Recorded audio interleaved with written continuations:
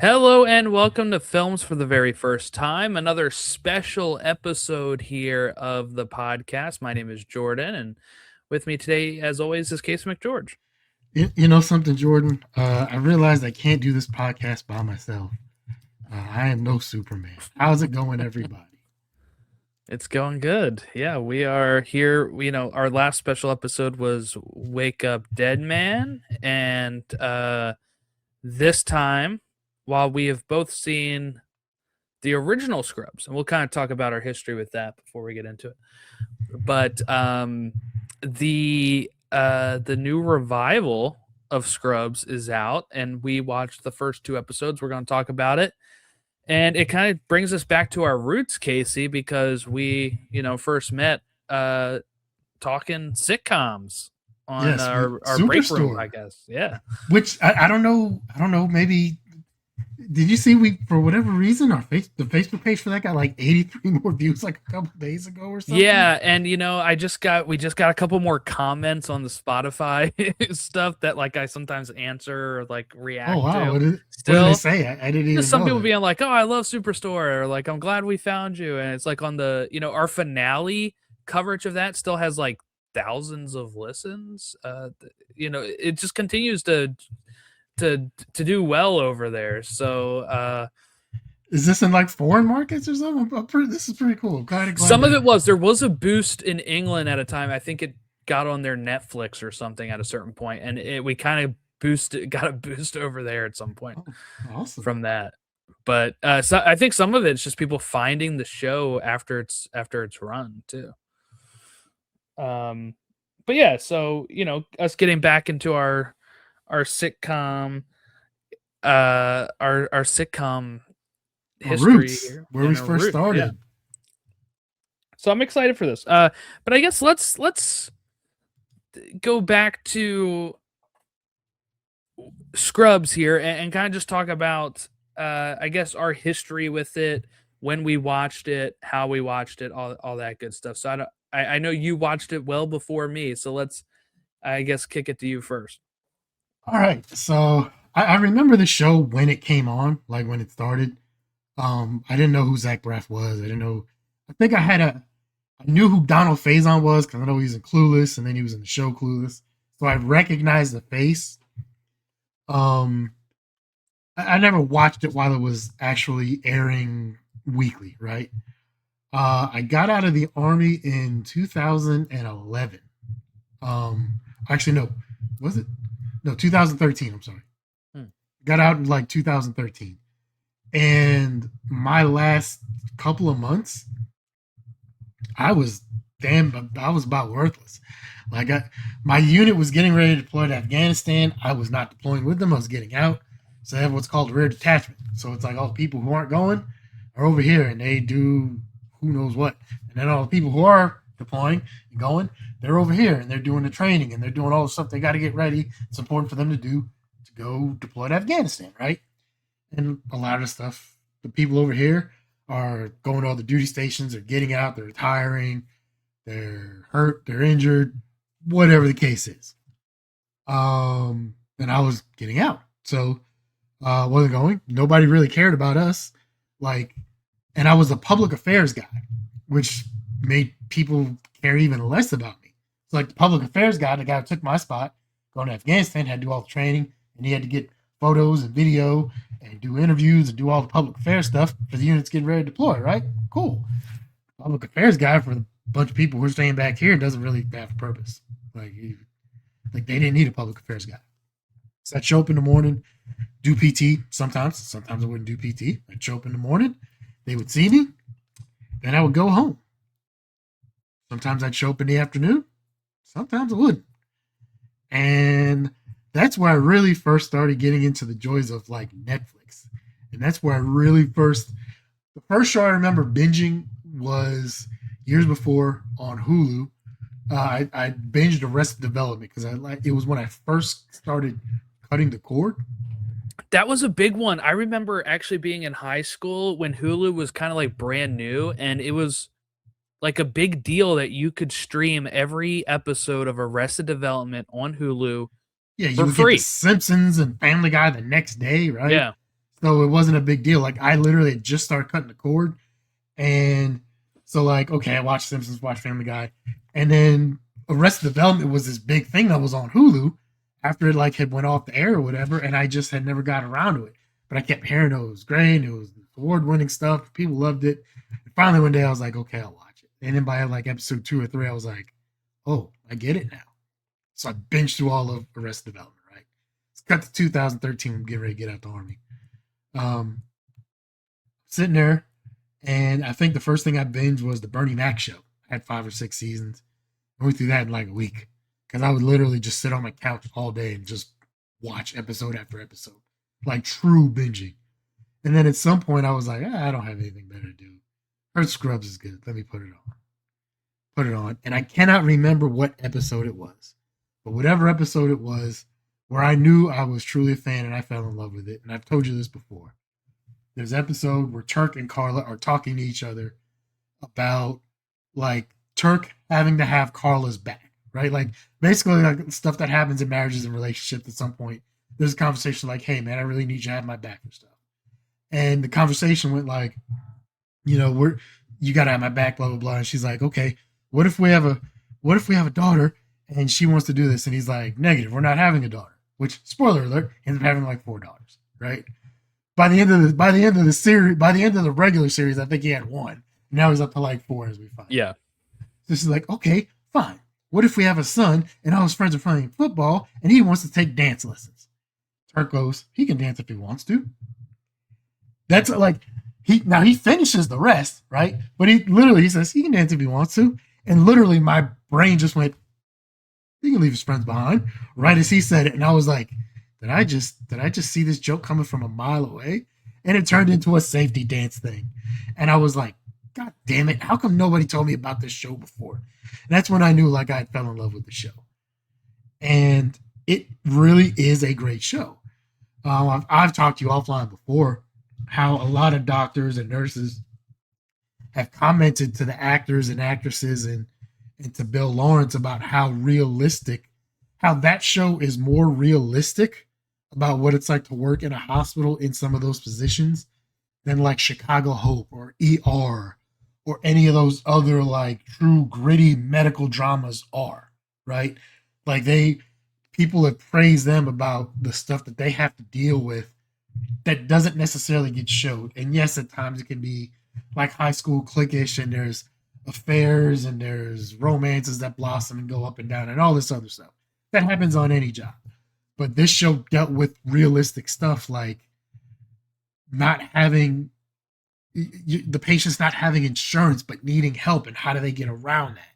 And then you had Dr. Kelso who was more worried at times about the bottom line, about you got to get these people in and out of here. They don't have insurance. We got to let them go because we got to have money coming in. We can't just treat people for free, right? And things and what it's like to lose patients, how hard that can hit a doctor or a nurse the first time they go through that, right? And eventually, I hate to say it, it's something that they have to learn to get used to. And it's something JD talks about in one of these episodes we'll get to, where it's like, look, do what you can while you're on duty, but at some point, we have to go home. We have to leave that behind. Otherwise, your career is you're not long for this world. I told you when you first started binging it, I'm like, there's a couple episodes that while this show is goofy and funny, and there's cutaways that I don't know if it predated Family Guy with cutaways or it got the idea from Family Guy for cutaways, or it's parallel thinking, but there's all these weird stuffs. And the Scrubs pimp walk gif is like a big thing that I still use to this day. But I warned you, I'm like, there's a couple episodes, there's like 2 in particular that you'll know them when you see them, and it'll get you. And then I kept waiting for you to get to those episodes. One was a Brandon Fraser one, the other one was about an older lady who passed away, and it ended up being like, I think he ended up dying because one of the doctors that they had fired ended up like, and it's weird because it shows you like this doctor like on his last day that they like go. Yeah. It was the episode where they're talking about like the spread of how diseases and stuff transmit and everything. Yeah. And you get this glow. Yeah, You get JD like a lets glow this. of how it goes and how it like it cuts to Yeah. black and white, and you'll see this like neon green glow of the transmission of this thing throughout the episode, right? And Hmm. then the last scene you see from that is one of these doctors leaving, and he picks up like some tissue off the ground, which ends up getting on his hands, and then he transmits it to this older lady who they think like is Is about to pulled be through. discharged. Yeah, Yeah. she pulled through like and unfortunately she doesn't make that. Infection is what gets her. Now I don't know if I can't remember if like in the show they were able to track that, but at least from JD's voiceover and what we saw, like we knew like that's how Oh unfortunately yeah, that's I how. don't think they ever realized it was due to that guy. I think they just like I think in the next episode when they're dealing with it, JD's voiceover is mentioning that she just happened to get sick. Yeah, Um there's also the episode the two-parter, right, um where Cox is really pushing to do these organ transplants and they lose somebody and they do the transplant without testing. They yeah, think that's she another just one. died due to like an overdose or something, and it turned out to be rabies. And then they lose all three patients, and it's something that then Cox really beats himself up for And the next then episode. but just 8 words. I just got to give you 8 words. Where do you think you are right now? Yeah. And then when that hits you and then you realize what you've been watching that whole episode, you're like, oh Hmm. wow. And then the aftermath from that, where like Cox loses his brother-in-law and Yeah. everything, and it's I think it might be the first time we really see him show any sort of humanity towards JD, because JD was trying to be there for him, through this difficult time. And I think at some point the next episode or one of the episodes afterwards, where Cox kind of comes out of his funk and they're at this bar or something like afterwards, and he just because he always calls him like a girl's name or something, right? Or newbie or something, right? But I think he just went up to him and he's like, "Thank you, JD. I really needed that." And I think it was the first time we saw that Cox was human in some way, and that he actually had a love and affection for JD that he didn't really want to show before, but he appreciated what he had done for him. And like I said, man, there was definitely some things in there that like it was definitely praised for how real it was, and then there was just ridiculous stuff like I'm Bob Kelso. Hi, my name's Bob Kelso, and I like horrors. Yeah. You have Ted the lawyer, right? And you Yeah.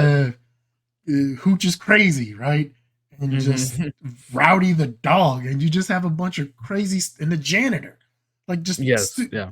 the Todd. The Todd alone is like you know, but it was really a great show. And then season 9 happened, and I saw the warnings about it, like don't watch season 9, it's horrible, blah blah blah. And I was like, it can't be that bad. Then I watched it, and I was like, oh, I should have took everybody word for it. I should have just left this alone.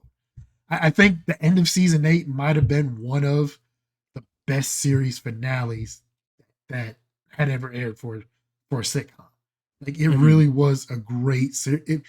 That was meant to be the series finale, and it was great. And then they just ruined it. Uh, on to you. Where, and when did, and how did you decide to start watching Scrubs? So I think I think I had seen a few back in the day. I think my parents weren't fans of it, or my dad maybe mentioned something. So like I didn't like of course we watched NBC a lot because we were fans of Frasier, Friends. Wasn't it on like Thursday night for a while? Wasn't it like really part of their There must see was TV? there was a time where it was on Thursday, and then I think there was times where it was also on Tuesdays. And then eventually Um, moved to ABC. But I know, yeah, I think I remember at one point it was really part of their big, like Thursday night was their big lineup. That was when you had I was Seinfeld, just listening Friends, to Frasier, I think, and I think this was one of the ones that was mixed in with that for a season 2. so I think I was just listening to The Fake one Doctors of Real their Friends. yes, and they had an episode with I think Bill Lawrence on where they were mentioning that he ran into somebody that worked at NBC uh, a bit ago or whatever, and they had a poster of like the schedule of Must See Thursday when Scrubs was on, and it was more of like the new era. So it was My Name Is Earl, The Office, Scrubs, and 30 Rock or something. Oh wow. Like it's pretty stacked, pretty stacked. Even then, like NBC has always had a really good Thursday night, but So two of those shows are another two I ended up binging later and found out they were really great. My Name Is Earl. oh yeah, I used to I watch this show when it came on. I remember watching the pilot. once it was over and it's something I ran out of stuff to watch. I think it was probably during the same time where I was getting out, and I Mhm. put it on and I was like, oh, like this was great. I think we talked about before, like Jamie Presley was like Yeah, yeah, she could be a stand-in for Margot Robbie. Like I think yeah, yeah. if she hadn't been incorporated with a lot of trashy parts, not saying Yep. Jamie Presley herself is trashy, but she played a lot of trashy characters. If she hadn't been typecast as that, she might have been able to go on to have Margot Robbie's career. And 30 Rock is another one Mhm. that I missed when it was on, but I binged it and then I was like, this is brilliant. Like, how did I miss this show? Yeah, I mean, TV was my thing growing up. So like I would always check out a lot of the pilots. Like I remember watching My Name Is Earl pilot, and I watched the show, and that's actually how I ended up watching The Office. Is one time My Name Is Earl ended, and like The Office came on in season 2, and I just kind of stuck around from there. And then 30 Rock, I remember vividly watching that pilot too. I'm not sure what happened with the Scrubs. It was kind of a blind spot for me. I'd seen a couple. I definitely remember the Mandy Moore episode where she says that's so funny. I must have been watching that before we were about to watch something else, Yeah, and it was getting ready to come on or something. And because I remember that, like, I totally forgot about that. She shows up. I love Mandy Moore. She was one of my first crushes as a kid. So like, I don't, maybe I just checked out that episode because of her, but like, I remember as that sounds like it's a possibility. I forgot all about it. And then I sit down and, uh, what that episode pops on and she starts saying that that's so funny. And I'm like, oh my God, I remember this. Like, I don't know how I've seen this, but I've seen this. That's how I ended up watching. I think we talked about it, um, which the fans have not watched or listened to yet. When we talked about Yeah, yeah. Species, I remember it might have been the last days of TNN. It might have been when Spike TV first became Spike Mhm. TV. It was one of those two. WWE and Monday Night Raw had moved from the USA Network to either TNN or Spike TV. Well, it was the same channel, but I don't know if it was before or after the transition of which channel it was. But I remember I had like a 4-day weekend or something because of a holiday. I think it was around my birthday for Columbus Day. And they made a big deal about they had the syndication rights for CSI. And I distinctly remember like I was out here in California. So obviously we have a 3-hour time difference, right? So on the East Coast, Monday Night Raw used to go from like 8 to 10. So out here it's 5 to 7. It's 3 hours now. Back then it was 2. So it was like 5 to 7, or like the overrun would take it like 7-11 or 7-12 or 7-15, right? And then they were picking up like they were starting CSI from the beginning right after that. And I was off. I didn't have anything to do. And it's Monday night. I think there might have been a Monday night football game on, but I wasn't interested in the teams or something because it sounds like it's in. It's in October time frame, so Monday night football is definitely going on. But I was just like, Monday nights people don't really program because they know Monday night football, and wrestling at the time was a huge deal. So programming was kind of bleak or basic. There wasn't much except for like CBS had their shows for old folks and stuff like that, which I'm now in that category. But so I was like, okay, well, I had heard about CSI. I heard it was a great show, blah, blah, blah. And I was like, okay, well, let me check this out. And I don't know if you've watched it, but I think for next season, we're adding it to the list. The I've first, seen a few. the pilot and the second episode had me hooked. Like the pilot had me hooked. And then the second episode, it resolves the pilot. It's basically a 2-part pilot. Right, right. And I was like, oh, this is fantastic. And then I started watching it from there, and I fell in love with the original Vegas CSI from the get go. Yeah. So then I'm not sure. So Bill Lawrence, obviously, I know who he is, and that's something I knew who he was. I'm not sure when I learned this, but I grew up watching the show Spin City, which he was one of the creators for. Michael J. Fox. I watched it because I love Back to the Future and I love Michael And J. Michael J. Fox. So Fox, yeah. I kind of then got introduced to Bill Lawrence that way, and then of course I'm watching. I'm a soccer fan. Ted Lasso comes out, is created by Bill Lawrence. So I eventually was kind of like, I'll have to get back around to Scrubs and try that show. And I even knew he created Cougar Town, and I knew, You like knew I the tell man's you, catalog. I was tapped in on TV back in the day, especially network TV. Like I remember the whole thing of Cougar Town and then wanting to change the name. I'd never even seen an episode of the show at that point, but I remember the commercials for it and then the like interviews where they're like, "We're really trying to change the name because this thing does not work." Well, so And I never finished Cougar Town, right? But I remember yeah. watching it, and I know like it's based on because I think the high school name is the Cougars or something. Yes. Yes. So that's how But they got around it. Yeah. but it was like okay, Courtney Cox at the time was probably in her late 30s, early 40s. It All was the after she ads were like 40 is the new 20, yeah, and she like Yeah. she's coming off of Friends. I think it Right. might have been her first thing off of Friends. Who else was on it? Krista Miller was on it. She's Yes. coming off of Scrubs and doing Drew Carey show, right? Yes. Fun fact: she was on the first issue of Maxim. I think she was a cover girl, and she did the Yes, I first think spread so. for Maxim magazine. She's incredibly attractive woman. Bill Lawrence is a lucky guy, right? But Yeah. like, so yeah, they played up like this whole thing of like because this was also during the time where cougars, like the term cougar, started Yes. becoming a Yes. thing, and people were flowing with it. And I was like, okay, like Courtney Cox is an attractive woman, and Krista Miller's pretty. She's pretty hot too. Like, I'll check out a couple episodes, and I watched a season or two, and I enjoyed it, but life got in the way, and it's one of those where like you miss a couple episodes because you're doing stuff, and next thing you know, like half the season's gone, and you're like, I'll catch it some other time. And then I just never got back around to it. But I'm yeah, like watching it now that I finished Scrubs, and I'm going through the Bill Lawrence catalog because next, after this, I'm going to watch Shrinking, which is his show on Apple. there's definitely some false advertisement with Cougar Town though, because it's Yeah. Well, and that's the thing. If anybody hasn't seen Cougar Town, like literally in the 5th episode or 6th episode, they drop the concept of her going after younger men and really just focus on the friends group, and it gets a lot better. I think like an episode where I knew I was really digging it was the 9th one. It was a Thanksgiving Day episode of the first season, and it was really making me laugh. And I was like, okay, like it's found its it's found its footing, and it's going forward. So but I finally got around to Scrubs. I started watching it back in April, and it's been a slow burn for you.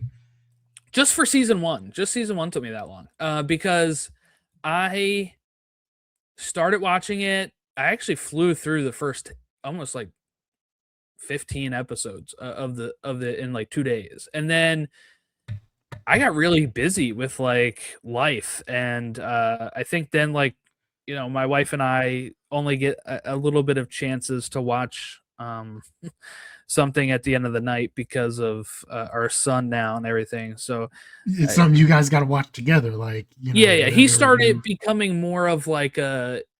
I guess when I was starting watching it, he still was able to be put in one spot, and he would be confined, and then he started being able to climb on stuff, and really, so I kind of got away from it. Then we were watching other stuff that we were always watching. And then it was like, I think December 29th, I had like 3 episodes left of season 1.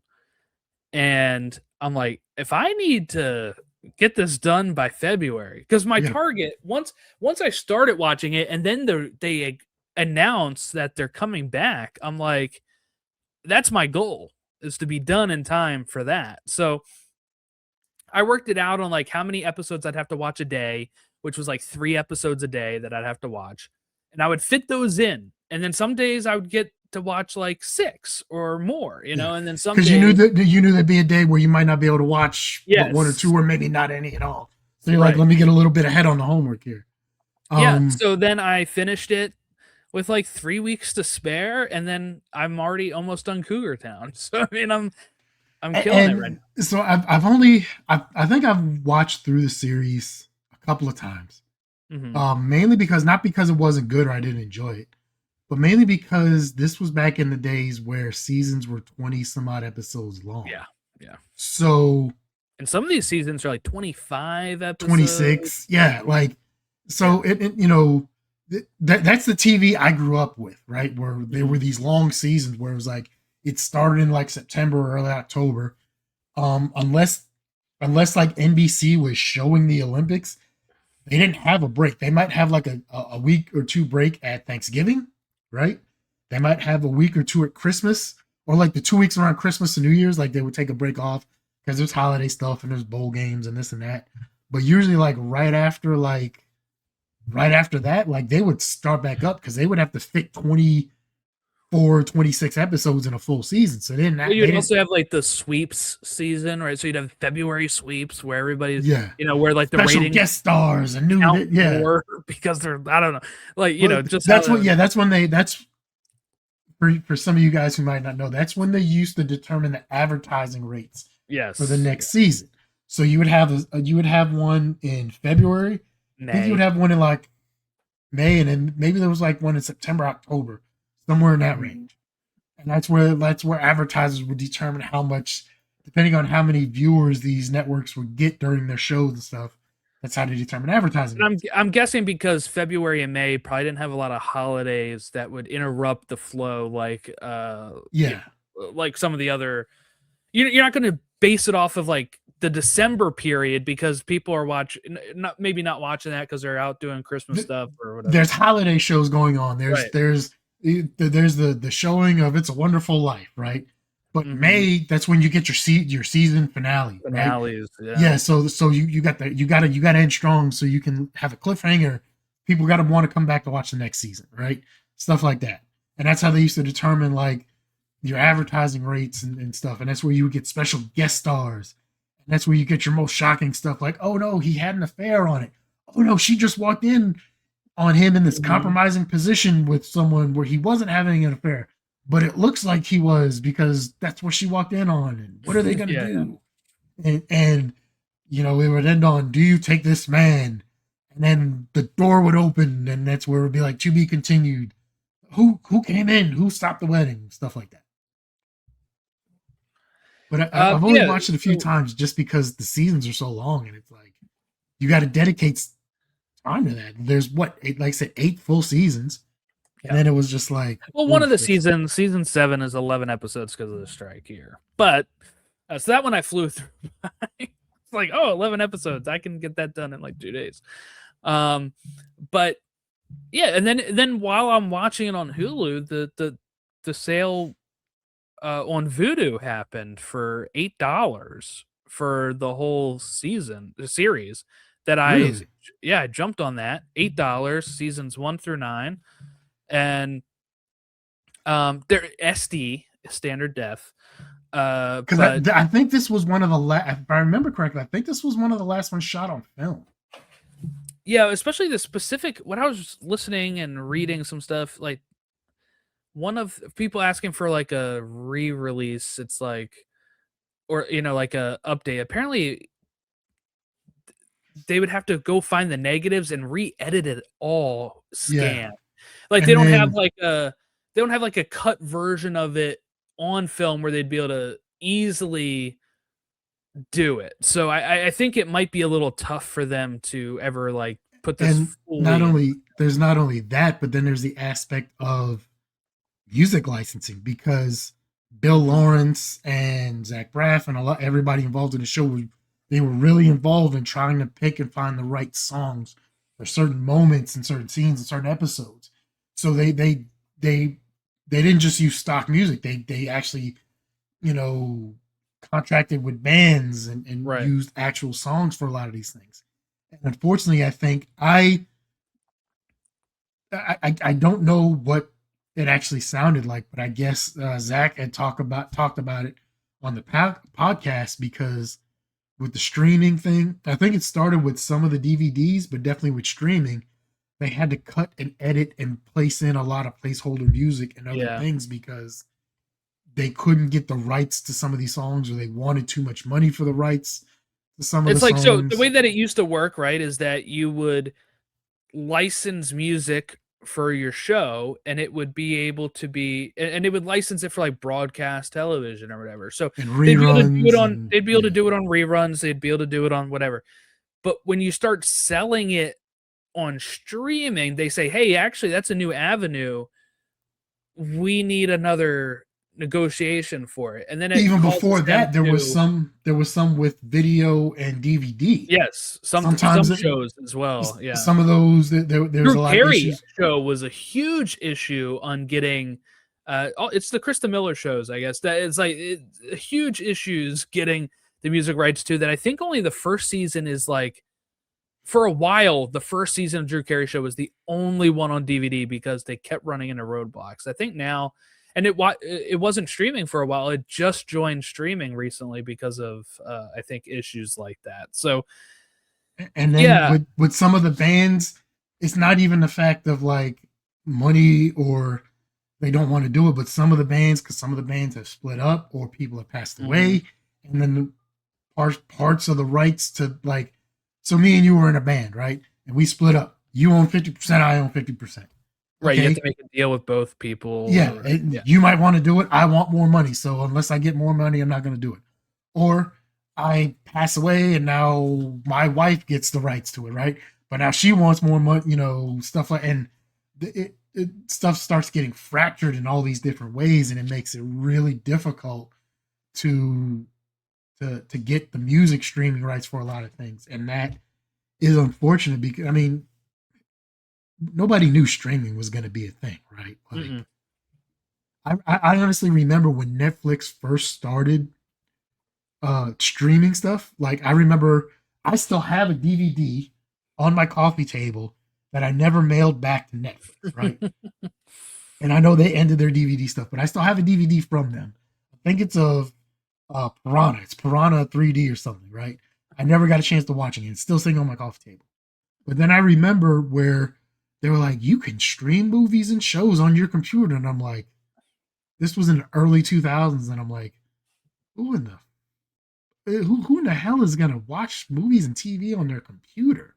This Right. was way before Because there iPads. wasn't a lot of smart TVs and stuff at the No, they time just didn't either. exist. Yeah. Like when it first started, it wasn't like you literally had to go to like Netflix.com on your computer and sign in and watch the shows on your computer, right? And this was back where everyone had kind of big clunky desktops and stuff, Yep. right? So Wi-Fi wasn't even a huge thing at the time. Like you still had to have a wired connection for the most part. So like at least for me, when I was in my 20s at the time I was married, we had a second bedroom that we had a futon back there, and then that's where our computer was. My wife would go Mhm. back there and play her computer games, and I would go back there and do my stuff on the computer.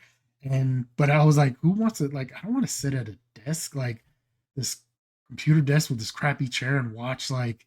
Plus, at first they didn't have like the greatest shows or movies. Like Right, right. they were struggling to get rights to things, so they didn't have the best selection.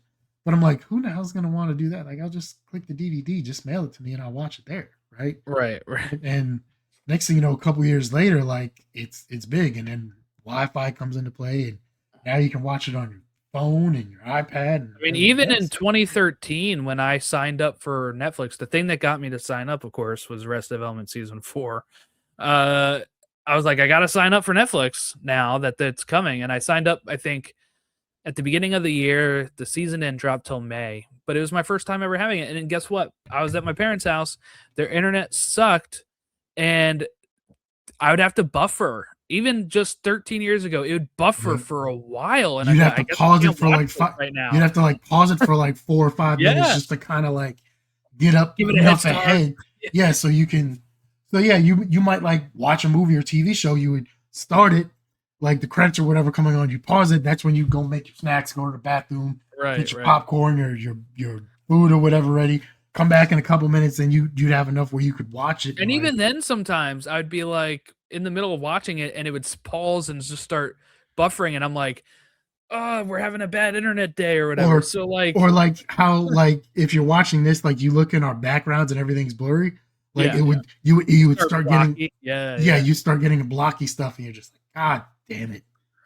I mean, yeah, we've definitely come a long way, but yeah. In just 13 years, from I mean, I'm sure there was people that had better connections than me at the time, but my parents live in a rural area and they only have one internet option, and it was not one of the big boys. So there's probably they only were one kind of stuck speed. there. There's probably Right. only one speed. Just, do you want internet? Yes or no? This is what you get. Yeah. So, uh, but anyway, I guess we can start getting into this because this is a different era now than Scrubs originally premiered in because while we're looking at, and we'll even probably talk about it, the ratings, the viewers at the end Oh, of, you in have millions. viewership for the I first couple of, do. all But right. also it's been number one on Hulu on the TV shows. So that's something that did not play an effect at all on its original run. So that'll, I'm sure that'll help make the decision for Disney or Hulu if they're going to renew it. Because here's the thing, this show was produced by ABC Studios even when it was on NBC, and that's why ABC then took it when NBC canceled it, trying to get it to those magic numbers for syndication. And it so the point being, ABC makes it. ABC is owned by Disney. Disney owns Hulu and ABC Studios. So it's like this, even if it probably didn't do well on TV, if it's doing well on Hulu, to them, it all just makes sense because they own everything. They're not paying a lot of licensing fees Yeah, for, they can make it in house. And then I know I used to listen to the Fake Doctors Real Friends podcast. I think it came out. I think it came out during the pandemic. it did. I Yes. think that's when We're it first referencing it a started. lot when I'm listening. Yeah, I think that's when it first started, was because in case people don't know, Donald Faison and Zach Braff are great friends in real life, Mhm. right? You can probably, most people can probably tell from the T-Mobile commercials they do, right? Yes, yeah. But they really are like really good friends in real life. And so I think they started it, rewatch podcast during the pandemic when all that stuff blew up. And there had been, people have been talking about kind of erasing season 9 or doing a reboot. Once the reboot stuff with other shows started going and people started watching some of it and it gained traction, there had always been talk about doing a reboot. But as you said, Bill Lawrence had been busy doing a lot of different things. Mhm. Still is. Zach Braff he was dating Lawrence Pugh for a while, but he Yeah. was always busy doing a lot of different things, right? Donald Faison had a couple different shows on and off the air. He was always busy doing a lot of things. Sarah Chalke, one of the stars, Yeah. she's Judy Reyes. She's been like, so these actors are still like, they're still doing a lot of work, right? They're still going out there getting a ton of work. So a lot of it, they always talked about, like every single one of them. And I think you've heard, depending where you're at in the podcast, Yeah, I was gonna talked bring this about, up. yeah, it's like they all wanted to do it, There but their was schedules just never lined up. I just was listening to seasons 1, episode 17 episode, and I'm on the 18 one now. But anyway, on the 17 one, a caller, you said fan callers calling.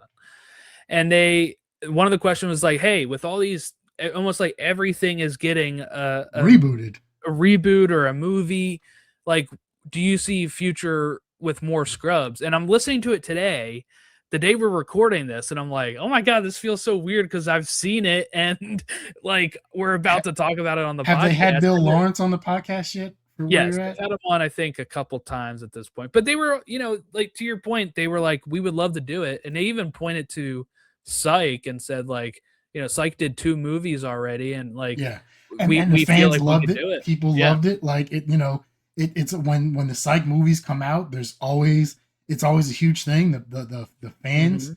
who I'm one of them, the fans who love that show are there for it. So it's always got an audience, right? And like we said, they've always wanted to do it. They just can never really get schedules to line up where all of them were off from whatever they were filming and had free time to be able to get together and do it, because otherwise you get Arrested Development season 4 where Green screening them in and stuff. Yeah. yeah, like they so season 4 happens, everybody's been waiting for it, but they couldn't get all of the Bluth family together because Portia Rossi's doing this, Jason Bateman's doing that, Tony Hale's doing this. Well, you also had the Community movie, which was about the film, and then the strikes happened, and everybody's busy again. So who knows when that's happening? So like they like so the bad thing was like they just ended up having stand-ins to do some of the stuff with Arrested Development, and then like Portia de Rossi was free for 2 weeks, and then they had her film all of her stuff for the whole season, like all in that 2 week period, right? And then they had to start cutting and adding them in and stuff. And if you watch that season, you can tell a little bit of it's disjointed.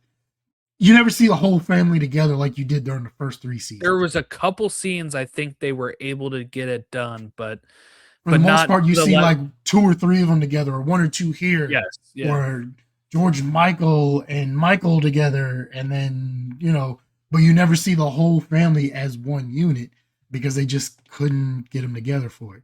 And it you can tell it looks disjointed. And then they even went back and they did some weird editing because it was told in a different format.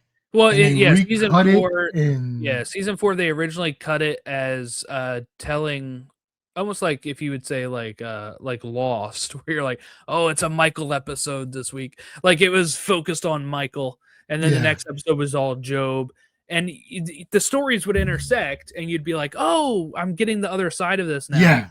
But then people did kind of complain about that, so then they recut it to be chronological order. Where it's almost like a normal sitcom now, where you're seeing everything at once, and then people are like, "What is this? This is not the Arrested Development season 4 I wanted." Right. So, all right, so let's dive in. We're at Wikipedia calls it season 10. A lot of other sites call it season 1 of the 2026 Scrubs. So I guess depending on what you want to call it. When I clicked on Hulu, I think it said season 1. Yeah, but it's 2026 Scrubs or something. Scrubs 2026 or something. Yeah, because it was season 1, episode 1 and 2, and I don't know if the old seasons are on Hulu or not. To be honest, I haven't watched in a while, so I can't remember. That's where I watched it. Yeah, so they're on Hulu. This, of course, the showrunner is Asim Batra, who was a writer for Scrubs originally too, and also played Josephine, a doctor in Scrubs later seasons. I think she was like fun-sized intern or something. She was like she the one who got with Snoop Dogg. Intern. Yeah. Yeah. Okay. Yeah. So I know the face. I know who she is. As soon as you said fun-sized intern, I was like, is she the one who ended up like Snoop Dogg attending, ended up proposing to, and then like they got together? Okay. Yeah, so that is so she's been around Scrubs for a while. Of course, Bill Lawrence was involved, but because he has a deal with Warner Brothers, he couldn't like showrun this or do as much as he probably would have if he didn't have that deal with Warner Brothers, where he's making Ted Lasso, Rooster, which is coming out, that stars John C. McGinley as well, and Steve Carell. And in all fairness, I think he knows he's in pretty good hands. Zach Braff they're all some episodes too. Yeah. Plus, like Zach Braff had directed some episodes, the later seasons of Scrubs. Yeah. He directed his own movie, and he's done some other stuff. So he's directed stuff for Bill. Like he did some Shrinking episodes. He did a Ted Lasso episode. So I think he knows like if Zach's involved, they're in good hands. Obviously, he's the showrunner now. He has worked with before, so he knows her very well. So I think he knows like they're in good hands. He'd probably like to be more involved, but it's one of those things where he doesn't necessarily have to be because he knows. I think he knows enough to where I think they probably run stuff by him, just for final okays if it's something big. Like he probably knows, if something was going wrong, I'm sure Zach could call him up and be like, this has got to somehow you got to step in here or Okay, something. so here's a good example. So Kevin Smith, right? You know who Kevin Smith is. Yeah, yeah. He's a big comic book guy. He's done like Clerks and Chasing Amy and Dogma and all these other movies, right? So at some point he started watching the stuff on the CW, the Arrowverse and all those other shows, right? Yes. And then he ends up getting a call and he ends up directing a couple episodes of some of those shows, right? Mm-hmm. So he talked about it. He's done some like one man shows and stand up, but he talked about it. He went up to Vancouver and he's directing these shows, right? But he's like, here's the thing. He's like, bringing another director in. He's like I can't change anything on this show, right? So he's like, this show has a crew.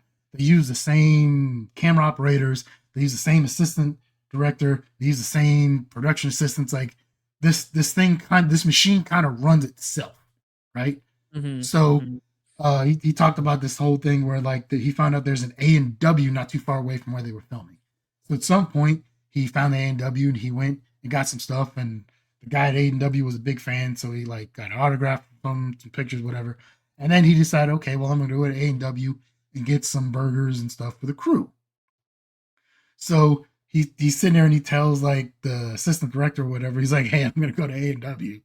And the assistant director was a little peeved at first. He's like, way to direct by not being here. But he's like, dude, what can I do? He's like, what am I gonna do? Change it all to like different, put it in black and white like Clerks? Like, no, I can't mess with this show, right? He's like, That's I'm basically here.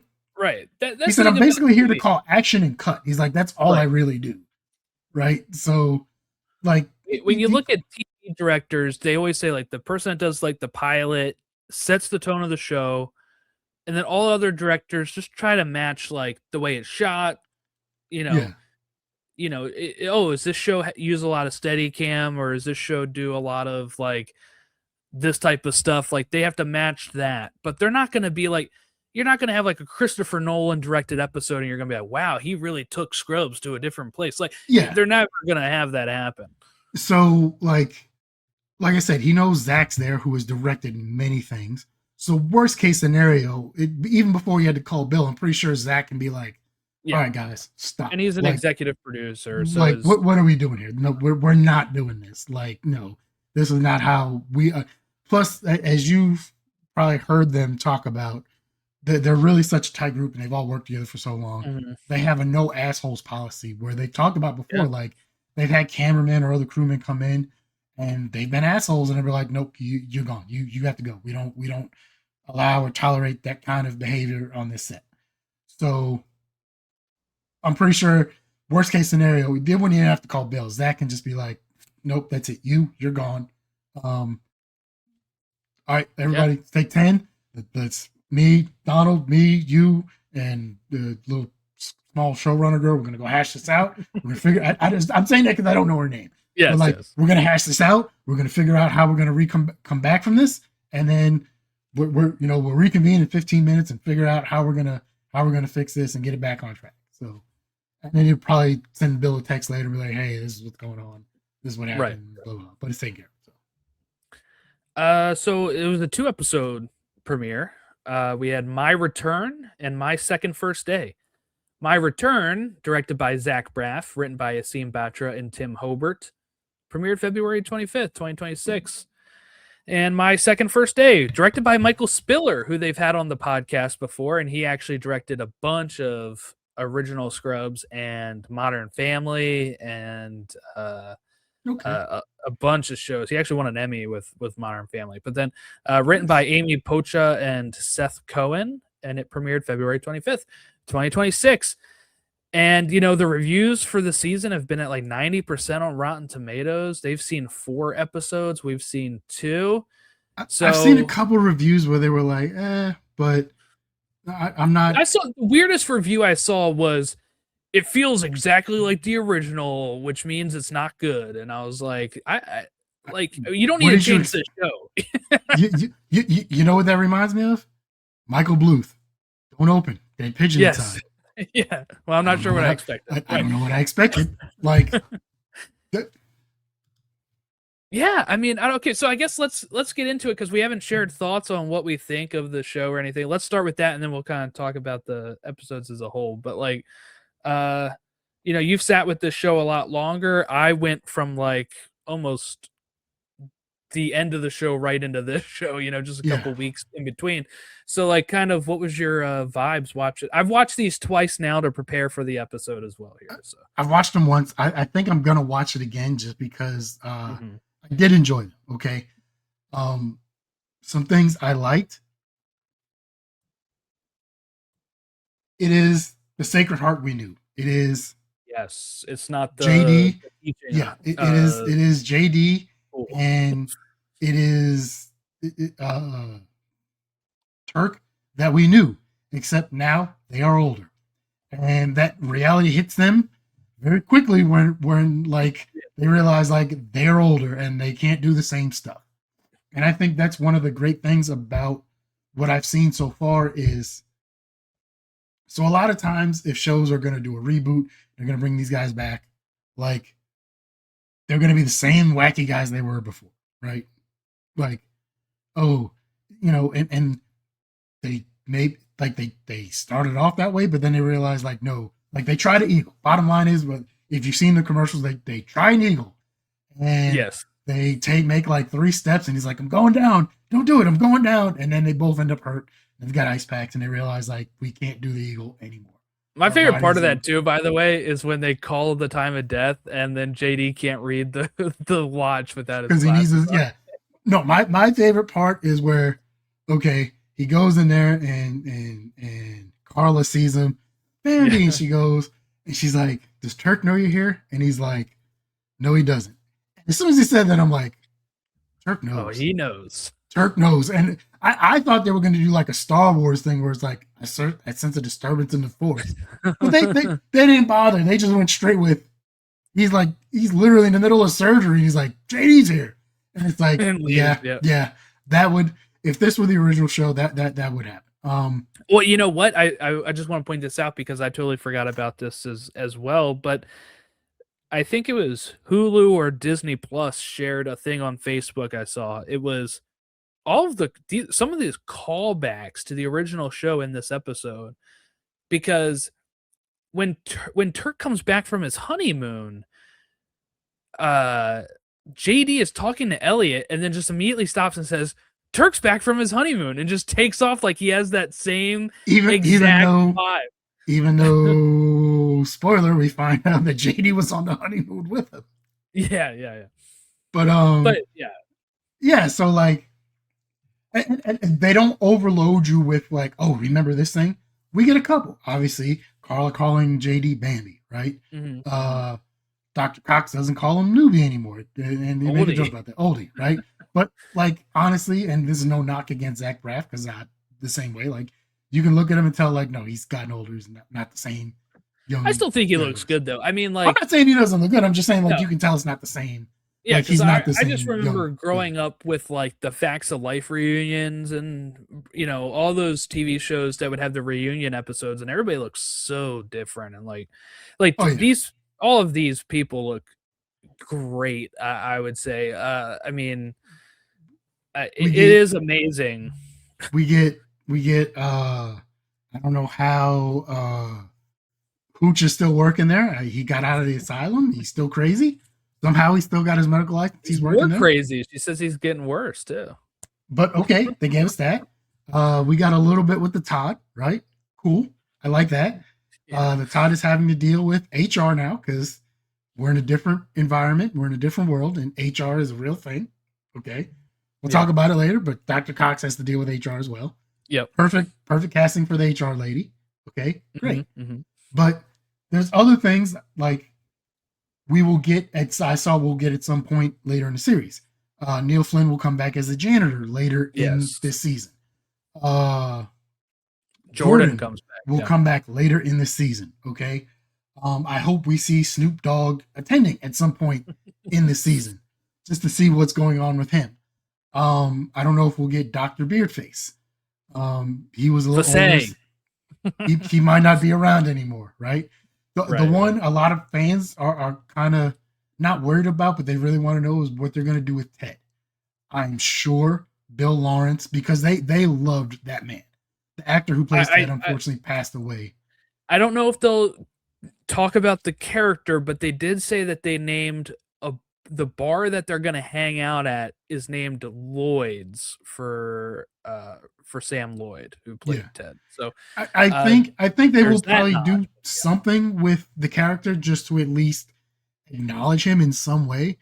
But I don't know what season it is, but I think I remember listening to it after the podcast after he had passed away. Yeah, it was during that first season, I think. During the first season recap, because it was like May of 2020 that he passed away. And like it like that shook everybody. And you could tell they were really close and they really loved that actor. And so I think they will do something in some way. We haven't seen what's his name yet. The former chief of medicine before. Oh, Kelso, yeah. We haven't seen Kelso yet. I know the actor's still alive, so no worry about that. They said they couldn't get him for season 1, but if they're renewed, they're gonna bring him back. In all fairness, they may be saying that now, and it may be something they try and surprise us with. Like they may not want to give all their cards away. I would say that my thing is, I feel like they would have done that with the janitor. So like, I think they would have announced Kelso and kept the janitor secret if they were going to do that. But well, maybe, but like the janitor and JD were so integral, and you've listened to it by now. Like initially, the thought behind the janitor was that he wasn't real; he was going to be a figment of JD's imagination. And if there are some things though that don't track with that, and Zach Braff points it out every time. But there are at least for the first few episodes, the only one who really interacts with him is JD, and then eventually, like they lose track of that. And that's something I'd actually heard before I even watched the show that I was kind of tracking while I was watching it. Who interacted with the janitor when they started or whatever? Yeah, because I was like, I think I heard that it was either supposed to be that or he was that, and I was like keeping an eye on it, And then I should have done what the janitor did in season 9, where he literally popped up for 10 seconds. He's like, "Where's Dorian? He doesn't work here anymore. Come on, where's Dorian? No, he really doesn't work here anymore." And he just drops him up. I quit. As soon as the janitor walked out of season 9, I should have done the same thing. I'm guessing he was doing the middle at that time, and he couldn't. I think so too. So that show was on for like 10 years, I think. Yeah, 9 seasons, I think, or something. I've never seen. I don't even know what station it was on. I'd never heard ABC. of it. It was on ABC. I never heard of it. Like I didn't watch it, but because Patricia Heaton and him as I think I saw advertisements for it at some point, but I never.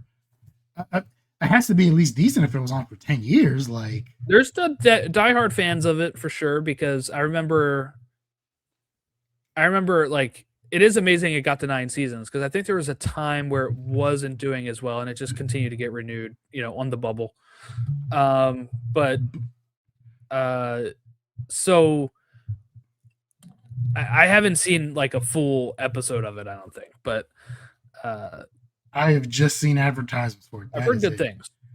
It might be something I check out at some point, but like, yeah, I think that's when he was doing that. So like, obviously you can't star in like more than one show. You can only do guest spots or. I'll say like the SAG rules. So like, he probably just did it just like, okay, like everyone's. If we're gonna do another season, we gotta have the janitor in here somehow. But it was weird because JD was in like 3 episodes of season 10. Turk was in like 2 or 3, and they were scattered of like. Well, Turk was in all of them actually. He was still a lead, but people were JD was scattered in like JD this was one. In 5 then or he missed 6. like 3 or 4, and then he pop up here and there, and same thing with some of the other ones. I don't know. It was weird. I think JD was in like 6, and then they spread it out outside. And then whenever an episode he wasn't in, Sarah Chalke was in because like they're trying to spread out the main cast. So Judy didn't come back, so it was. So they didn't just throw all the nostalgia in the first 2 episodes of like, oh, remember this, so we can all do the Leo pointing meme of like, oh, here it is. We get a couple of them, but no, I think what we get So some realistic like aging and maturing of the characters. That's the biggest thing. These guys have matured. They're still right. kids at heart, but they're older. They're more mature now. Yeah. I I agree. I really enjoyed this, and I'm glad to see other people have too. A lot of the sentiment I've seen online by people, even just on Twitter, that are like, "Oh my god, the new Scrubs is like amazing. Like it is good." It's like because we're not used to these revivals really being great Quality. like this. And one thing that helped them, of course, is that they just did a rewatch podcast of it, so they knew what worked and what didn't. Zach Braff and Donald are very open about what episodes they really don't like certain things, or what they weren't like.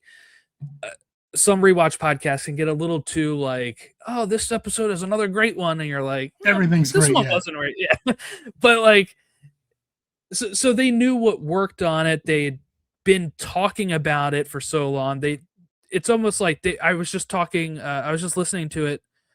I think they released a new episode, Casey, of Real Friends Fake Doctors, where they previewed these two episodes, and they were kind of talking about, they didn't know it at the time, but they were pretty much doing research for the revival by doing the podcast and doing I never finished the podcast, but I figured, like you said, if it came out in 2020, I figured because they were putting stuff out weekly, like for a long time.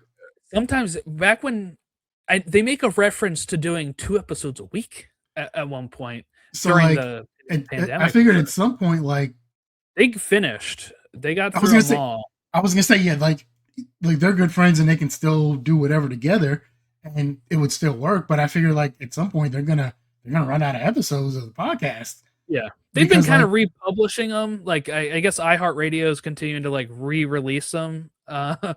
now, like on the feed to keep it active. But So I was kind of surprised when you said they released a new one, yeah, which is cool. I might check that out just to see whether they're talking about the newer episodes and everything, yeah, and see if they it was a good episode.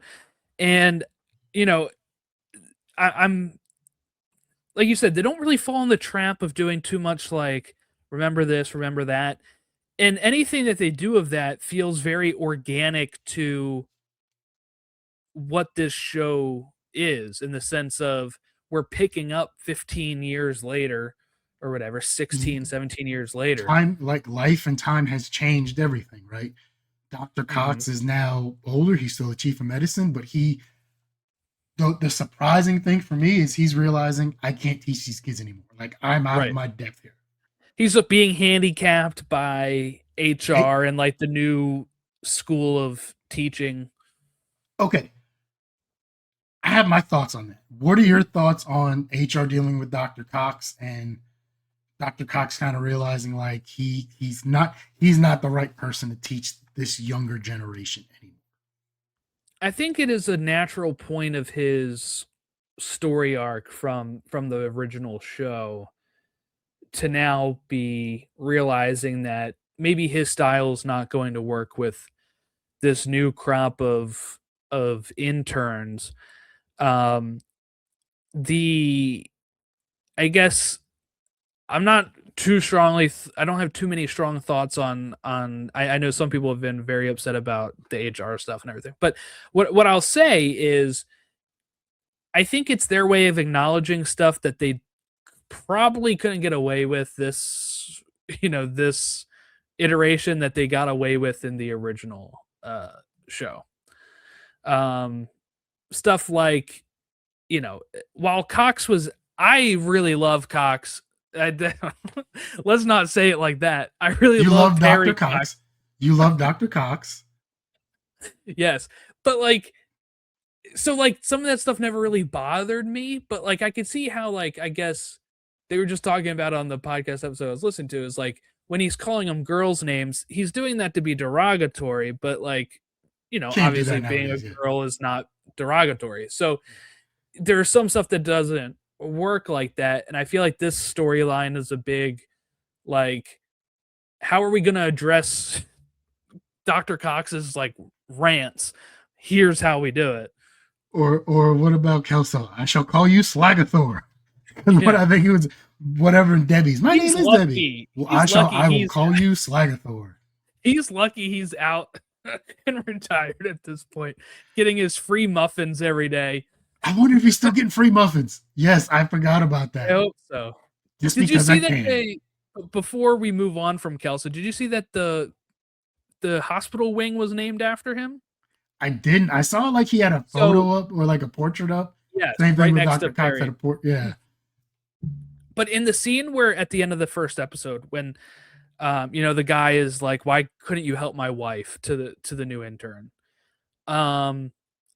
Behind the intern, when he says like, she just said it was a stomach ache, like I didn't think it was going to be like a big thing. Behind him is a building that says the Robert Kelso wing. Nice. So I'm guessing he either donated or they did it in honor of him, or maybe Perry named it after him, or the board did after a certain point. But yeah. So I don't have any issues with having an HR representative at the hospital. Mm-hmm.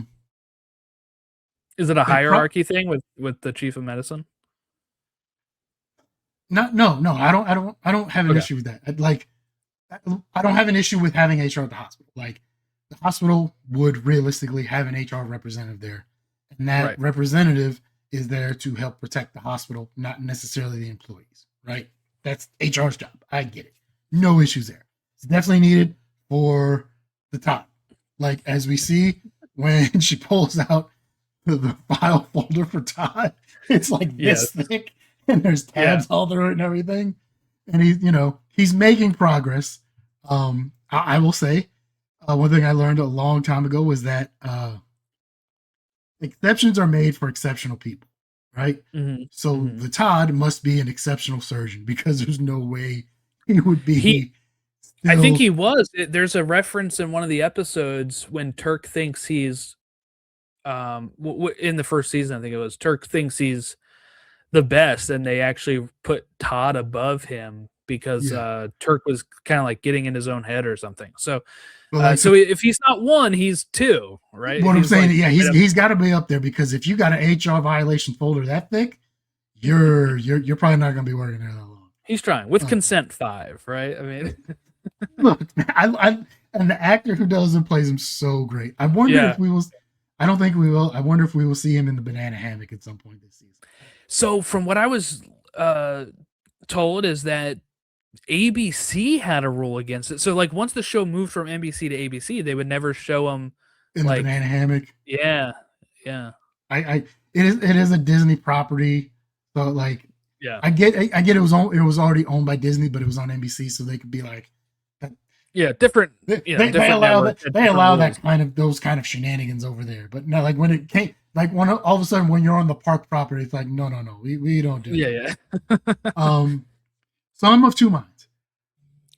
While I agree that Dr. Cox needs to adapt with the times, and I applaud him for acknowledging that he is probably not the person anymore to teach a younger generation, and that's got to be difficult for him to come to terms with and acknowledge, right?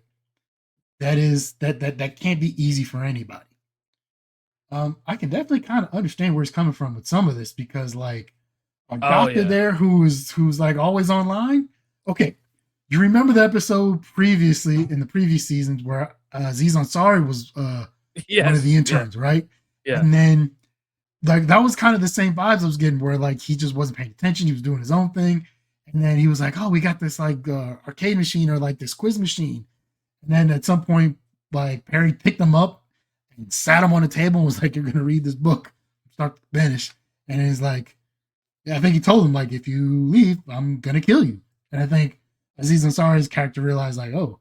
And then he asked him like a question the next day, and he realized he didn't pay attention. He's like, "That's it, I'm done with you. You're gone. Yeah, you're out." So we get the example of like, "Oh, hey, I'm coming in. I'm gonna do this line on this patient tomorrow. Can you come in and assist?" No, well, I saw this guy online do it, and I, and I can send it to you. And she's like, it'll kill. And he's like, it probably will, because if you send that to me, I'm going to kill you. And with as many witnesses as we have, they're going to give me the chair. Right.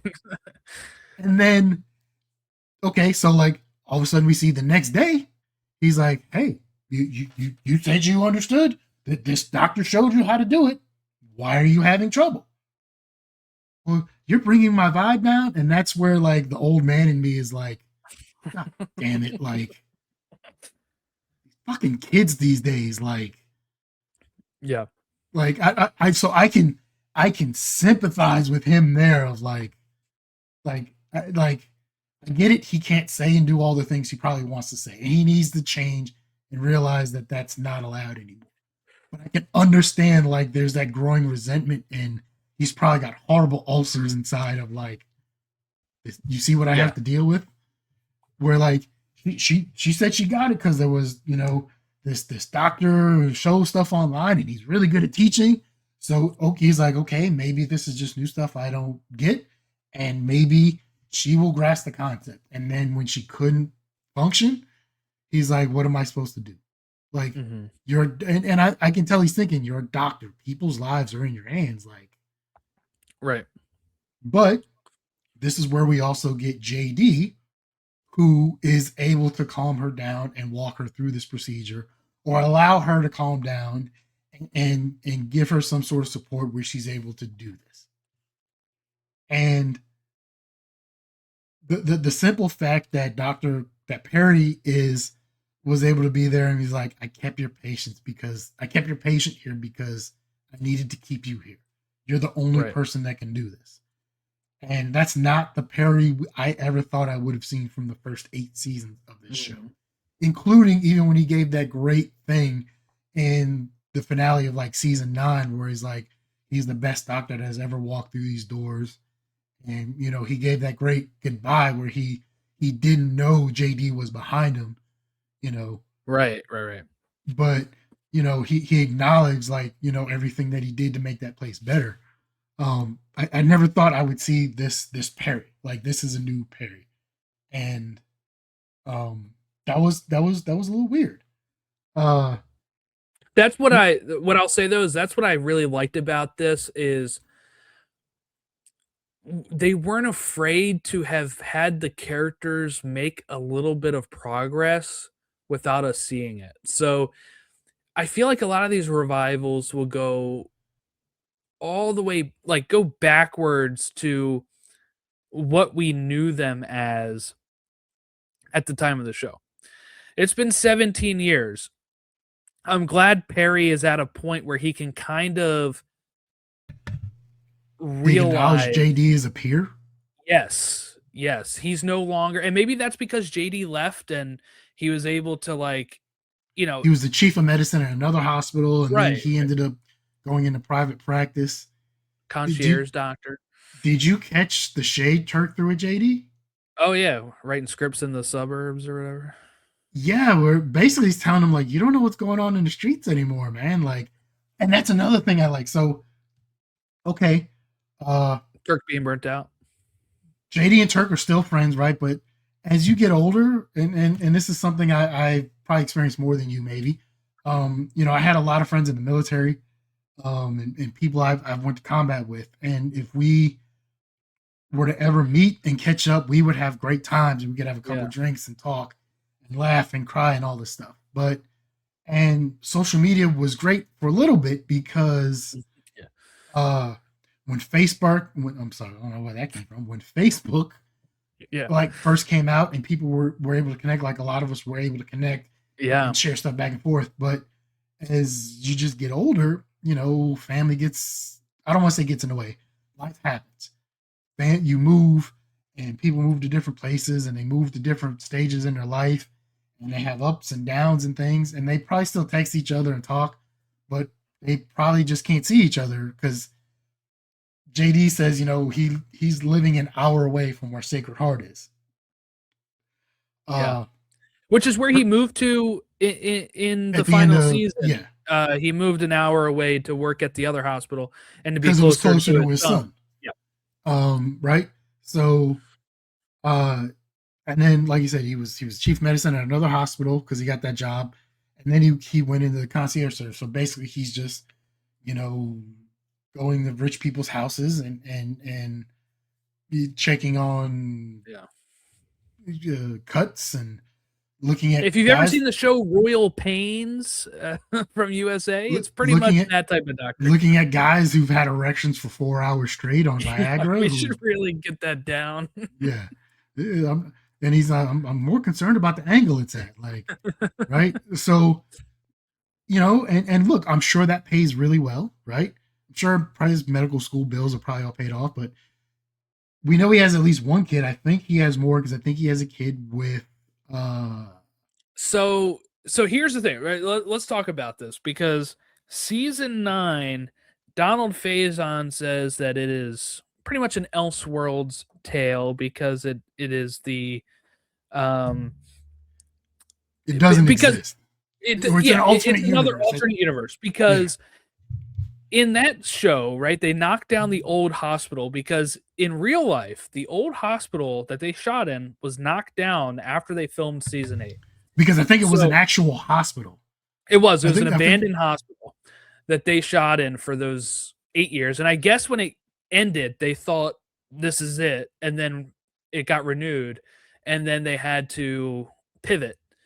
so. They made So up a new Sacred Heart teaching yeah, it's hospital like somewhere. they combined with a university campus type thing. It's Yes, like they the whole had like a university. quad out there, and Yeah, there was these grassy knoll, and there was that's where bridges. it feels very different, right? Because at Like it some doesn't point, feel like JD and Turk are like on bridges on opposite sides of this field. yeah, They yeah, like they're doing like the Scooby Doo thing where they run yeah. over and run in the building, and they come out and they're on the other side of they reach on the other side of the bridge. And So in that season, Elliot and JD are together and they have a kid. Elliot is pregnant.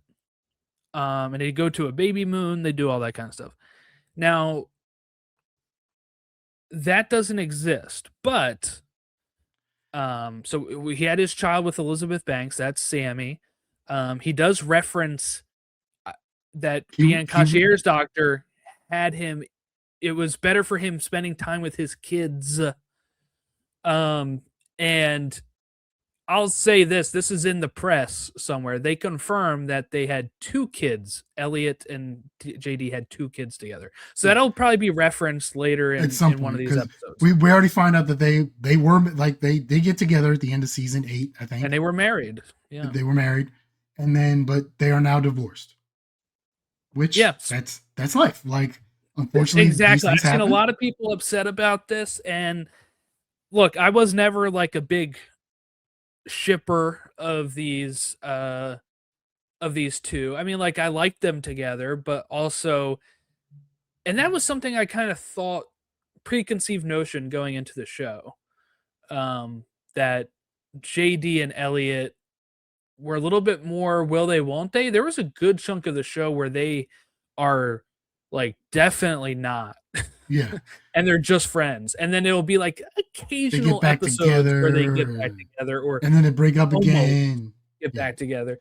And There so I was a guess funny episode where she was dating someone else, and Kelso ended up like being there because I guess like the guy wanted sex all the time or something. Or no, she wanted sex all the time, but the guy she was dating didn't. And he's like, Kelso, because he was just hilarious, is like, it's like he's the chick and you're the dude. Yes, yeah. So, I've seen a lot of people upset about this because they're like, it's for a lot of people that's their thing, but like, that was their ship, that was who they really liked. But Look, Carla and Turk worked out, and that's great, but not everybody yeah, does. exactly, and I think I think it would maybe hit a little different if they did like the How I Met Your Mother thing where they broke them up in the finale of the like I've seen people comparing it to How I Met Your Mother and with Barney and Robin and all that kind of stuff. And I don't subscribe to that because they were together for a good chunk of time. We just didn't see it. And we're coming Yeah. back in with them. And I like the way they handle this too, where they come in and we kind of just are fed little details of their divorce and what led to it, or,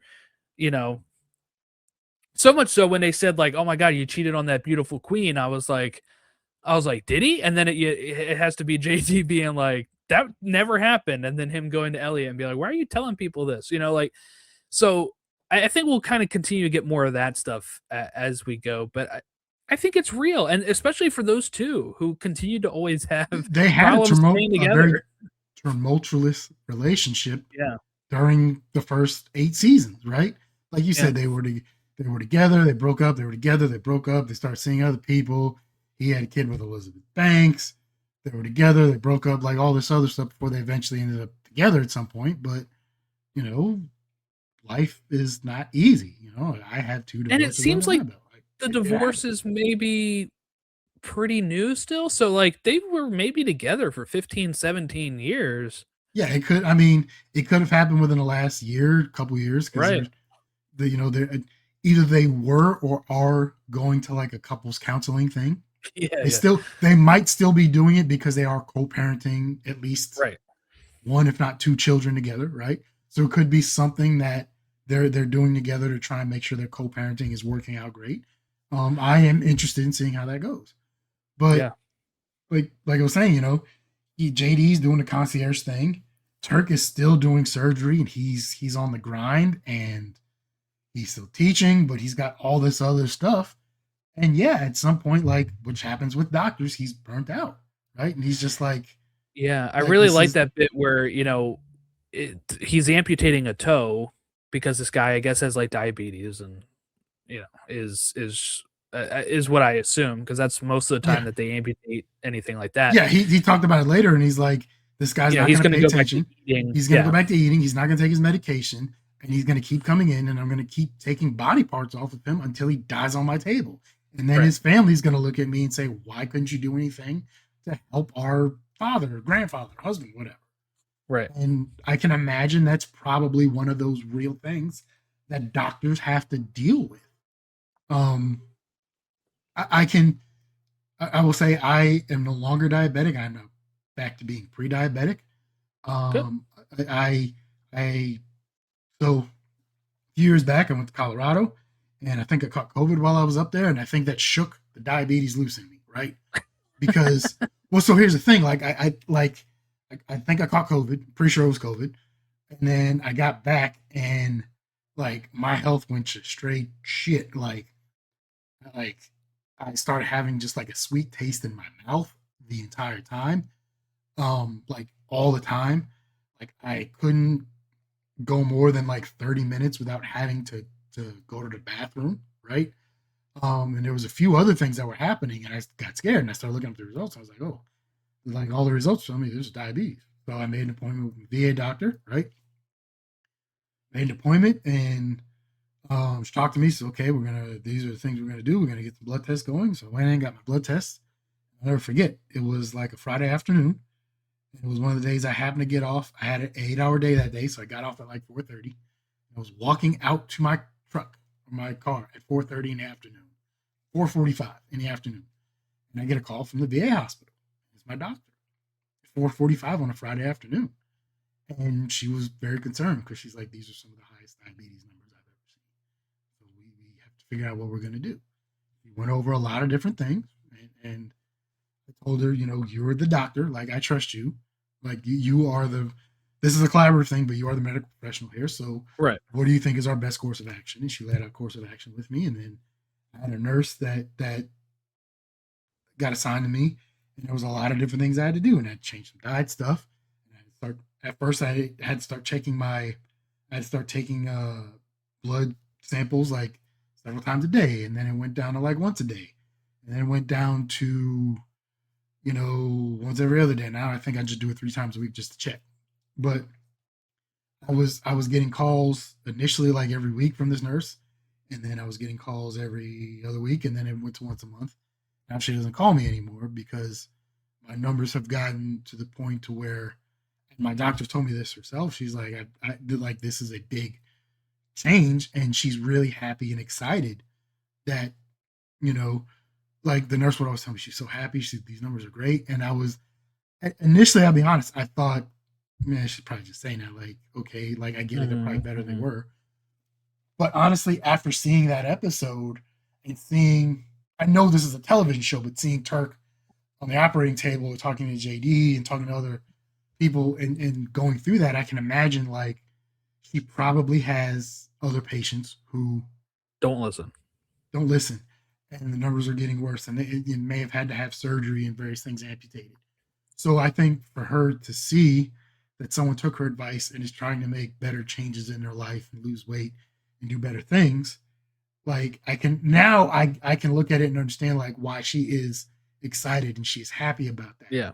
And honestly, I literally got that within the last couple of days of seeing this and seeing Turk be like, this guy's gonna die on my table, and his family's gonna blame me because they think I didn't do anything to help. Right. Right. And that's goes back to that aspect of doctors and nurses have talked about this is one of the more realistic depictions that they've seen, and they love the show for that reason. Um, it was even, I think it was even so good where him and JD and Turk were going to go out and have a couple beers or go have wings or something that night, but JD got him in such a bad mood where he's like, "I'm just gonna go home, man. Like, I'm not even up for this anymore." And that's a real life thing too. Like, you can be great friends with somebody, but something can just ruin your mood. And you're like, you know what? I'm just not feeling this tonight. Right. Right. I'll catch back up with you tomorrow. Um, what did you think of our interns, our new doctors that we're going to be following for the rest of the season? Yeah, so I mean, I'm sure there's a lot of people out there that are going to kind of compare these to the season 9 interns and students because that's the last time we've had, or even season 8's where we had an influx of brand new interns that get such a heavy focus on the show. Was that the season? No, I think it was earlier where they one of them won a surgical internship or something. So Turk had him following around Hooch. Oh, and he's like the last one to leave. Hooch is the one he'll sign the paperwork for. Yeah, I think it was earlier. And that's where Hooch is like, if one of you follows me to the bathroom. But season 8 had, like you said, Aziz, and it had Eliza Coop, right? Who went on to be in season 9 as well. And we were introduced to all of those interns in season 8 while they were kind of trying to do a full circle thing with season 1 and season 8. And I feel like a lot of people will kind of compare them to that in season 9. And I think so far I'm a fan of most of these interns. I'm really interested in the Blake storyline, who's like the older intern that, the good looking guy, whoever. Yeah, that was kind of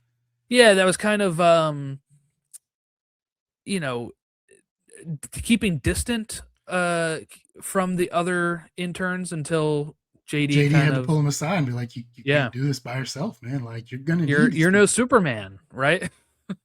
Okay, so I'm interested about that. And then also I really am interested about Dashana, which is one of Turk's interns. I think she's been like, the actress I think is very, very good. So like, I feel like I'm enjoying her storyline so far. So, okay, our British guy, I'm not sure of his name, right? We have a British intern here, right? Who he's funny. I think he's funny. He's great. Yeah. I will say this. So we don't know his whole story, right? So I don't know if he came from college and medical school in Great Britain and then is doing his internship at Sacred Heart, or if he somehow came over to the States, went to his medical school and his college and his medical school here in the States. My guess would be he came over here for college and then went to medical school here after college. And that's my thought too. That's my guess. So, okay. Now, so that's at least 8 years. Okay. That's 8 years he's been here in the United States. 4 years at college and then 4 years at doing his medical school, right? I understand he's coming from the United Kingdom and their health system is completely different over there, right? But if he's been here 8 years and doesn't realize that like insurance companies are just out to get people, and he's having issues of like, why do these people have to pay so much money for their medication? And this isn't fair. Dude, you might want to go back across the pond. Like, look, yeah. I am interested to see where his story goes and what happens with him, right?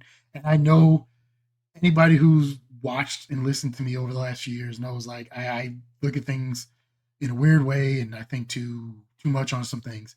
Like that hit me the other day where I was like, he's been here at least 8 years. Like this is not the first time. Like, is he going to complain next about medication, like commercials or something? Because he starts complaining Yeah, because about the they guy can't get his don't do that over medication there. stuff. But he's like,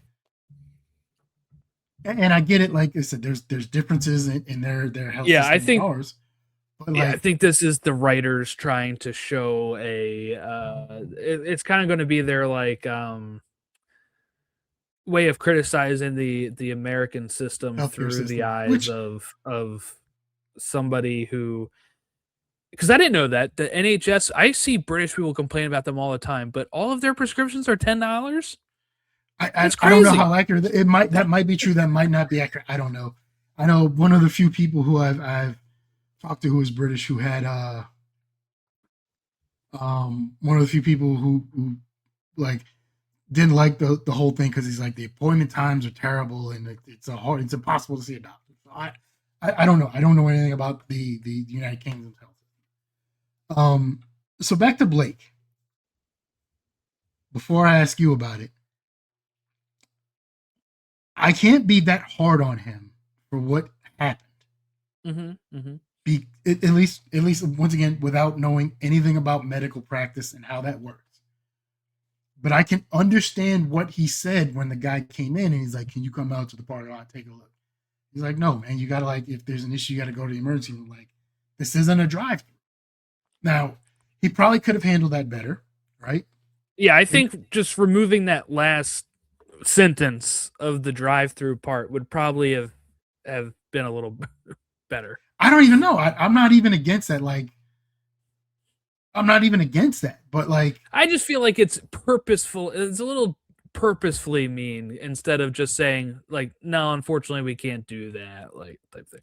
also at the same time, the other doctors had the opportunity to go out and help her as well, Mm-hmm. and they chose not to, right? So her passing away from having a heart attack while waiting in the car should not totally be on Blake. But now I also understand that they probably did that to show the effect of losing a patient or the guilt that Yeah, he's yeah. going to have. And so, like, I understand that completely. But as I'm watching this, I'm like, I'm not seeing what he. I can understand his where he was coming from of like, dude, this is not how this works. Mm-hmm. Now, I also understand where the guy's coming from. Was like, if we go in the emergency room, that's going to be like thousands of like that the costs are going to skyrocket, and they're probably because of what they said what was going on at the time. They're probably just it's going to either going to be like several hours of a wait, or it's going to end up being like they're going to send her home with some Motrin or something. You Right, and then she know, dies anyway. yeah. But this is unfortunate. Like I'm not saying this has to happen, but like I don't necessarily fault him for that. I at least from my understanding, I would be interested to hear what if there's any doctors out there what their thought on that would be or how they would have handled that or what they saw in that situation. I'm not saying like our audience is it, but just in Right. general, like that's one of those where it's like, I mean, yeah, like you're right. Maybe he didn't have to say like it's not a drive through. It didn't bother me as much. I'm like, I didn't see anything necessarily wrong with what he did. What about you? So I would say I probably agree that I don't think he did anything super incorrect. Like this is not like a huge blunder, but I do think this is something that he needed to kind of be knocked down a peg a bit of, and maybe even like you said, losing a patient, but like this is a potential patient that he thinks, you know what, maybe I could have been a little nicer to that husband, or maybe like he says, I could have just went a minute out there and checked on her and maybe would have realized uh she needed to come in and be admitted, or maybe yeah, and there's no guarantee he would have found what was wrong Yeah, anyway, but it's maybe it's it's going to be also that. maybe it was also just meant for him to have that moment of needing his other intern buddies there to help get him Mhm. through that situation of like he just lost somebody and now he's feeling guilty. But you know, if that doesn't happen, he's gonna kind of gonna continue on by him like that lonely Yeah, wolf path by himself. You know, I I don't know. mean, yeah, he turns to Dr. Tosh, who's the influencer one, and says, like, come on, Katie, or whatever. She says, my name's Sam. Like, he doesn't even know their names. And it's Our British guy didn't even have his number for most of the first episode. yeah. Oh, I was gonna check on you, and I realized I don't have your number. He's like, yeah, so no, you don't. they do the little He tap finally gives thing it on to the him. phone. Yeah. He finally gives it to him. He's like, don't make me regret this, and I'll change my number. But I think that's what's so interesting about his storyline so far is that he's, um, you know, like you said, he may not even have been able to find the thing. Maybe he doesn't even want to go out there. He makes a reference when Asher says, like, we could just go out there and check it. He's like, well, you get fired for doing that. So, like, it seems like that is, like, maybe frowned upon. But I'm not saying you're wrong in any way. I think I might have missed that portion. I know he did tell him, like, you can go out there if you want to, and that's why I brought up, like, the other people had, because it wasn't just him. Yeah, I think he makes a reference when he says you can go out there and be like, but you would get fired. And there's at least like, two, bother if not, me or whatever. I think some of the other interns were there too. So, like, this isn't just necessarily him, right? Yeah, but so not only is he having that thing of where I think it's going to be constantly replaying in his mind at a time of like, man, maybe I could have just did that. Maybe I could have found out what was wrong. Maybe he would have and seen prevented something that he recognizes, like, oh no, this is much more more than a serious stomach ache, right? Yeah. And but it, like you said, it's also that this is the bonding moment between these interns because JD gives a little nudge to Asher to go console him, and they all go over there, and this kind of maybe sets the path for Blake to realize what JD said is true, that he can't do it all by himself, and that he will need people to pick him up at times when things like this happen. So it could even be like, I don't want to say like a blessing, but like in this like it is going to be something that kind of puts him on his path forward to be a better doctor. We never want people to pass away, but like, yeah. Right. What are your thoughts on our other doctor who got passed over for being the chief of medicine? Oh, Dr. Park. He's really good at sex, by the way. Yeah. He had he had sex. He broke up a marriage. He was a homewrecker on both sides, having sex with both the husband and the wife.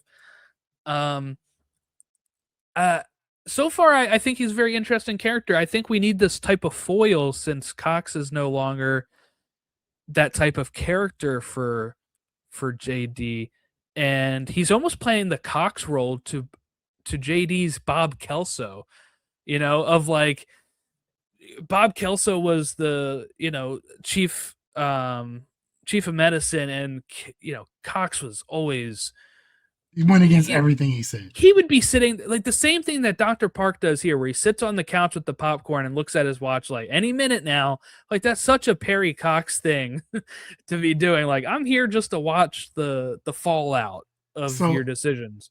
I will say two things. One, he might not be that good because he definitely misdiagnosed JD's patient. Yeah. Two, this probably won't surprise you. It's your Mateo, right? Mateo. That's all I was gonna say. I was gonna give you one. I called this. I was sitting here watching this, like, this is gonna be his Mateo. And it's mainly because, like I said, look, I'm not a doctor. I don't know the closest thing I'll ever have to being a doctor is playing Operation, right? Yeah. Or Dr. Mario. That's it. So a misdiagnosis can happen. Like, I get that, but he was so cocky about it, right? He was so headstrong about, he knew exactly what was wrong, and he was apparently way off, right? Yeah. Which, that's what I was really wondering how this was going to go, by the way, because when I thought JD was going to be wrong. I thought that's what I was wondering, and I was like, I was hoping he wouldn't be, because he's been built up to be this really good doctor. So, but then you could say he's a concierge doctor, so he's out of, That's exactly what I was thinking of, because Turk made the comment of, oh, you just write scripts in the suburbs, right? Basically saying like he doesn't know what's going on in the streets anymore. Yeah. So he like the way I got it is basically he told him he's not a real doctor anymore.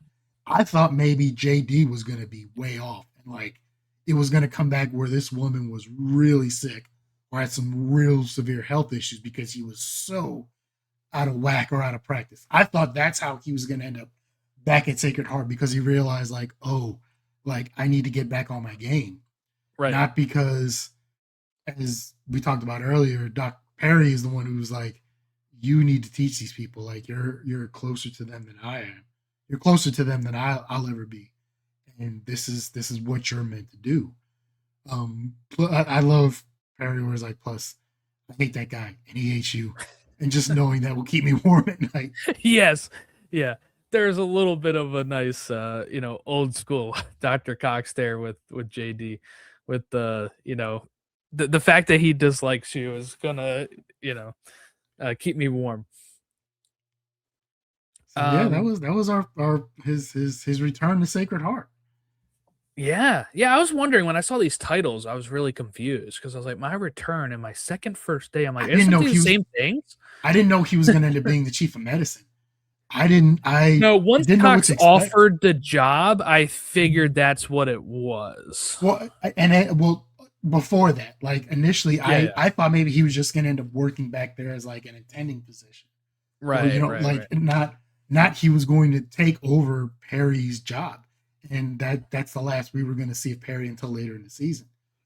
But Yeah, then so that's kind of what as I'm we wondering is read about it, and you like you said, he's working on other shows with Bill Lawrence, and yeah, yeah. there's probably union rules that dictate what he can and can't do. So And they that's the same can't. thing with Carla's not Carla. there.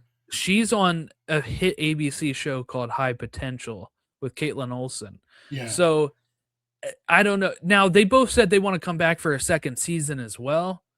Um, I don't know. Are you just gonna have Dr. Cox be like dropping in every so often, or does he go on like the board of the hospital board? That's what I'm wondering. Like, how do you bring him back in? I guess other than like maybe JD like asking for some advice.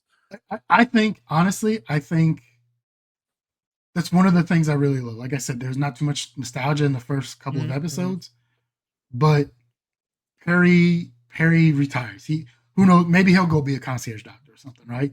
Right, But right. this gives JD the chance to stand on his own. He's not going to have Perry to fall back on. Like you said, maybe he can call him if a huge issue erupts or something where he really needs advice. But this is JD's show to run on his own. Um, Same thing with Carla. Like, obviously, I think she'll be in the hospital. We know she's still married to Turk. They're not divorced or anything. But we have these other two nurses who Yeah, not sure how I feel about them yet. I But thought they were we'll have very to see. funny. The one Maybe guy played the genie on Broadway for the Aladdin musical. That's what the one guy's from. And the girl nurse is actually I just saw her in Wonder Man, the new Marvel show. But like I get we um, don't have Laverne there anymore because the character she of died, Laverne and then passed her away. Her twin sister. sister, cousin, or something ended up taking over. But we don't have Laverne or her sister there anymore, right? And if you rely too heavily on all of these other characters returning, these new characters will never get a chance to step into their own because all But everyone's going to want to see is yes, just Carla. And they're only going to want to see Todd and they're only going to want to see Perry. But and we can I say get, something to that too? Is like I, there's going to be turnover, right? I mean, like I go to the grocery store when I worked at a grocery store. We had turnover. Obviously, it's a higher turnover job yeah, than a hospital, but like we're talking about 17 years later. yeah. There's going to be some staff changes in the hospital. There's that. And it's just the fact, like I said, this will give us, this will give our three main characters Yes, of JD and Turk, who are now co-chiefs, or what do they call it? two chiefs. Two chiefs, yeah, right. They're running Sacred Heart 20 years after they started, or whatever it Yes, is, right? And what's Sarah Chalke's character's name? Elliot. Elliot is in charge of her The portion of the sim hospital, the training or whatever. simulator, Yeah. right, which is probably a really big thing. So she's she's got her thing that she's running and in charge of. So we get our ties and connection to the old series, which we need. We can't just necessarily have an all new cast. And those are probably our three strongest. And we can get pop-ins from Kelso Yeah. and Carla and Todd and hopefully Snoop Dogg and maybe Dr. Beardface and all these others. But now this also gives our new characters a chance to shine. Our two new nurses who are gossipy Gusses, right? We get to see how they're going to run the nursing station. I'm going to be curious to see because it's something that happened with Carla and Elliot, right? Carla and Elliot were initially Elliot thought because she was a doctor, she was always in charge and kind of looked down on the nurses, and she had to learn that. So I'm curious, or is this something these interns are going to have to deal with? But I think it's good we don't necessarily have Carla to fall back on. Now we have these other two that might have to teach them that lesson. So maybe it's the same way, maybe it's different. We have our new interns. We have the one who specifically went to that hospital because she saw and not fell in love with, but she saw Turk, and she saw herself. It's like a representation thing, right? Yeah, Like she saw herself as she saw someone who looked like her. She saw another young black or a black surgeon, which is not something you may see in a lot of hospitals, and that's something she wanted to be. And she heard he was great, and she wanted to learn from him because there's certain things she may be able to learn from other surgeons, but there may be certain things that she won't be able to learn from other surgeons because there's certain things they may not have to deal with. Like, I don't know if we ever saw it, but I'm sure at some point there may have been a situation where someone didn't want Turk operating on them in the hospital because of the color of his skin. So I don't remember that, but once again, I haven't seen the old series in a while. But that might it'd be interesting to see if that's something they bring up in this, right? Because you may not want someone operating on you or having with operation because they're new and they're learning, and you don't necessarily want that, and that's your prerogative. And I don't know exactly how that works with the hospital, but I've had some things where they're like, "Hey, we have intern physicians, and they're just coming out of medical school. Would you mind if they came in and did this procedure with us, or would you mind if they came in and observed?" And I am of the opinion of, okay, everyone's got to learn, right? Yeah. So, okay, sure, come on in, let's do this, right? And these other guys, these other guys are having to navigate their way. So this gives them their chance to shine without too many of the old stars of the show kind of taking away from them, and that's what I like. Yeah, I'm gonna say something probably controversial here. Maybe it's because of the 2-episode structure. I didn't realize until after I watched the second episode that I didn't see Carla or Perry in it. Like, what I mean by that is it didn't feel missed in that spot for me. Like I was so wrapped up with what's going on with JD, Turk, and Elliot, and then all the new characters that like I did not even think about like, where's Carla? Where's Perry? Yeah, it wasn't until after I watched it and then I was looking up some stuff online where I saw like, oh, somebody say like, oh yeah, they're not in that one. Well, like I said, we saw that Flynn is coming back later in the season. Yes, yeah. And Krista Miller's coming back later in the season. Also returning later in the season are G. Reyes and what's his name is Perry. And I was like, oh, that's right, they weren't in the second episode. Like, yeah. So there's 9 episodes this season. I'll tell you the episode counts for everybody, for people listening here. They confirmed Perry Cox is in 3 of the 9. Okay. We've seen him once. Judy is in 4 of the 9. Okay. And the janitor and Jordan are in 1 of the 9. I don't know. I would assume they're in 2 different episodes. I don't think they're loading it up with the janitor and Jordan in one. I feel like you spread them out. I'm curious if we're going to get Jordan and Perry in the same episode. I would think so, but you're right. Who knows? I'm really interested to see how that works. I was actually surprised at how much we've gotten of the Todd already. That might be Um, all we get of the Todd. In all fairness, I don't know. I didn't I look to think see if he's coming back for any more. he's recurring, I believe. So I think he will be in. He's He's a perfect friends. foil for the He's HR lady. friends with Bill Lawrence too. So like I'm assuming he's in as many as he can. Yeah. Um, He's a perfect foil for our HR lady. Like I just he's love that opening of the second episode. He comes in, she's saying how much progress he makes. Uh, he can't help himself, makes the joke.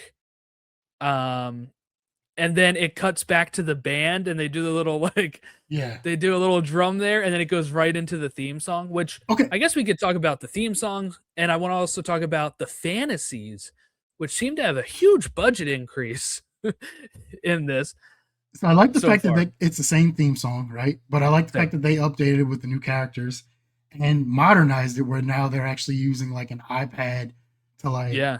swipe stuff and they're doing stuff as doctors do now on iPads. And did you I didn't know until whatever episode it was towards the end of the series where like JD finally reached out and he's like, this is backwards. It bothered me for so long that Oh, it was the X-ray of the lungs was actually backwards. I it was didn't know Elizabeth that. Banks. It was Elizabeth Banks' character. She like in one of the openings, I think she takes it and flips it, but Yeah. apparently fans caught on to that, and like I guess they didn't the show didn't realize it at first. So they just It looked look. Yeah, I saw two lungs and like a heart or whatever. right. I It guess the looked heart fine was to on the me. wrong side, but Yeah, but it looked fine to me. I saw yeah, two I lungs. I was couldn't like, know. hey, I didn't notice. I didn't. But So you know what? I, You know what really is threw me this one off? right or is this one wrong? This I'll one be is honest. right. This one is right. Yeah. They confirmed that. But the what really threw me is at the beginning of season 2 they do the slower version of the theme to add in Neil Flynn, and they're going through the hallway and everything, and I was like, don't like this. And then it ended after like 3 episodes because the fans apparently had such a uproar about the themes, like that opening credit changing, and then they went back to it. But I'm very happy, like, season 9 they did like a little remix version of the theme with a different Yeah, artist. I'm glad it's the same version. they had to change it up too because once again you're at a different hospital and Right, right. you have all your interns. I honestly I can't remember what that intro was. I got I'd be used to honest. it by the end of it, but I mean, like, this is the comfy version. It's fresh for you. It's recent for you. Like I said, I haven't watched it in Yeah, 2 years. So for me, season 9 exists, but like you said, I guess the best way it's Elseworld. It's out there, but I just don't acknowledge it. Like it just yeah, yeah. so So with that, it's like, I knew the theme song before I watched the show. Like I'd probably seen it before on TV, and I always thought it was a really great theme song. So I am very happy they kept it the same, and that, like you said, they just did little touches to update it and make it more modern. But I mean, it just feels like this show just feels like they didn't miss a beat really coming back. So I'm very happy with it so far. so let's talk about episode 2 here, Yeah. where so now JD's fully in his role, right? He is now the chief of medicine, Mhm. but now he has to deal with being the chief of medicine. He didn't look at the budget. Nope. Yeah, but there's only so much money in the budget. I want to see who this board is or whoever he actually has to answer to. Like I Yeah. know we saw him occasionally in the other ones, right? Mhm. Mhm. Um, I would like to see who that's if we're gonna see them in this version. Um, hate to say this, I want to see who their lawyer is too, because at some point that might pop. Like he's gonna have to Yeah. have some sort of conversations with whoever takes over for Ted. yeah, I thought it was Ted. I don't know why. I don't know why I was doubting myself. Whoever takes over for Ted, right? I almost said Sam Lloyd too, because I'm like, that's the actor. But like, I was like, it took me a bit to get the name in my head too. But I want to just shout out the set design, because him being in that office again of the chief of medicine and it looking exactly the same. I mean, so like we They mentioned, they must did have they the, must have watched a lot to rebuild this set and I'm sure so they it probably looks had blueprints or something. I mean, they made this thing look, so from what I read is it that looks just like the old what from what I can remember, it looks almost just like the old Sacred yes, Heart Hospital that we had for 8 seasons. yeah, And it there's not like anything wrong with it that I've noticed, and it's so even that shot outside of it, they even built the outside because again, this thing was torn down, yeah, and where what like I the ramp is and like where the ambulances are yeah, pulling up and what I and read stuff like was that that. I think they built 2 layers of it, and then the rest of it was CG extended, I believe. That it might be why it looks a little off, people notice when JD is standing outside of it, but, like, The when waiting you're room where Carla's yeah, yelling at people, like everything it's looks the same, and this office room and, like, the break room that they show later in here with, Turk and Elliot and the Pac-Man machine being there still, and, like, it just looks they could have updated the Pac-Man incredible. machine, but I get it. Those things are retro though. They still hold up. Um, people play those.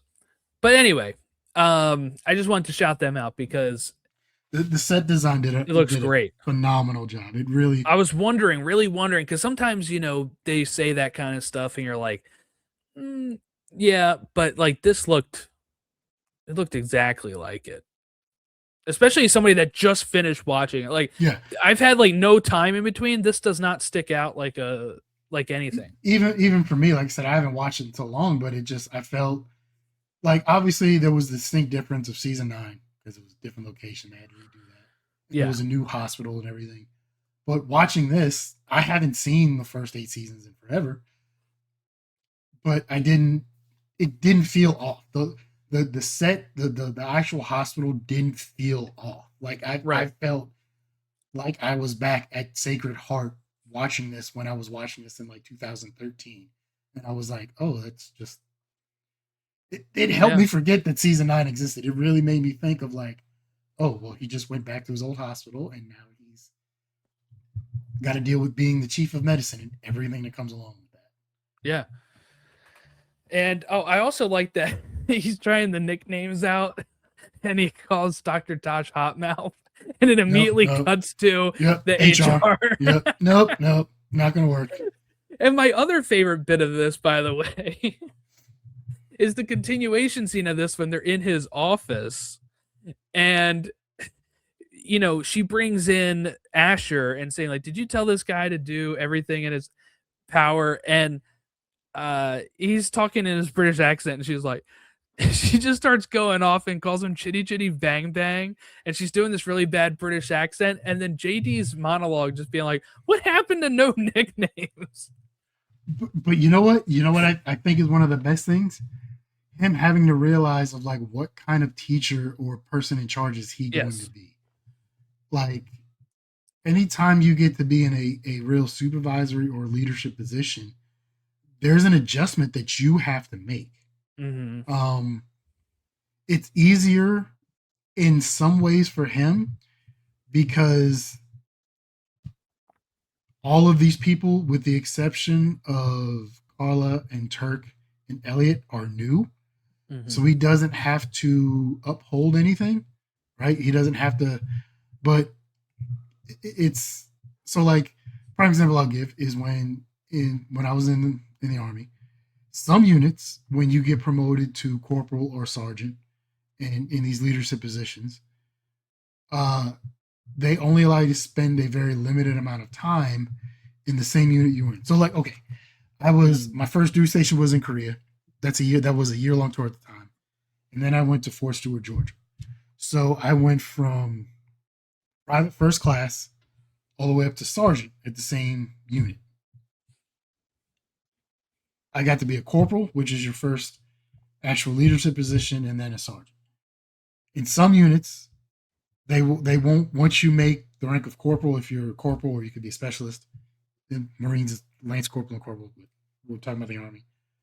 Or if you go from specialist to sergeant, you might only spend a small amount of time in that unit before you have to go to another unit, whether it's on post in the same battalion or whatever, because it's different for us. But these are the same people you came up with. These are the same people you worked alongside. These are the same Hmm. people you went out drinking with. These are the same people you did very debaucherous things that only you and that group of people know about. These are the same people who figuratively, and in some cases literally, know where the bodies are buried for you and you for them, right? So it can put you and or them in tough positions when now you are directly in charge of them and have to make difficult decisions. You may not want to make certain decisions. You may not be capable of making certain decisions when it comes down to it because these are people that you've had all these experiences with. So sometimes it's easier for like this being JD because it's difficult in some ways because he has to deal with the budget aspect of dealing with Elliot and That's the bad thing Turk about like Elliot and Turk, his two best friends being the heads and of stuff that yeah, need different needs for the but hospital. there's only money for one, right? Right. And I'm sure maybe something if Carl is around, maybe something with the nurses. But now he's the chief of medicine. He has to deal with that, and that's a whole nother aspect. But when it comes to dealing with the other nurses and these interns, he gets to just be himself. Like he eventually realized he just needs to be himself. He doesn't have to be Perry. He doesn't have to be Kelso. He doesn't have to give him funny nicknames where now he's called in and has to speak with the HR lady. And he has to worry about now he has to hear about the British guy calling people Yes. body parts that only the gynecologist would use. Right? Yes. Which I love. I love how they explain that without saying it, right? Yes. Yeah. But so he just gets to be himself, and whatever that may be, because at different times it may have to be different things in different situations or for different people.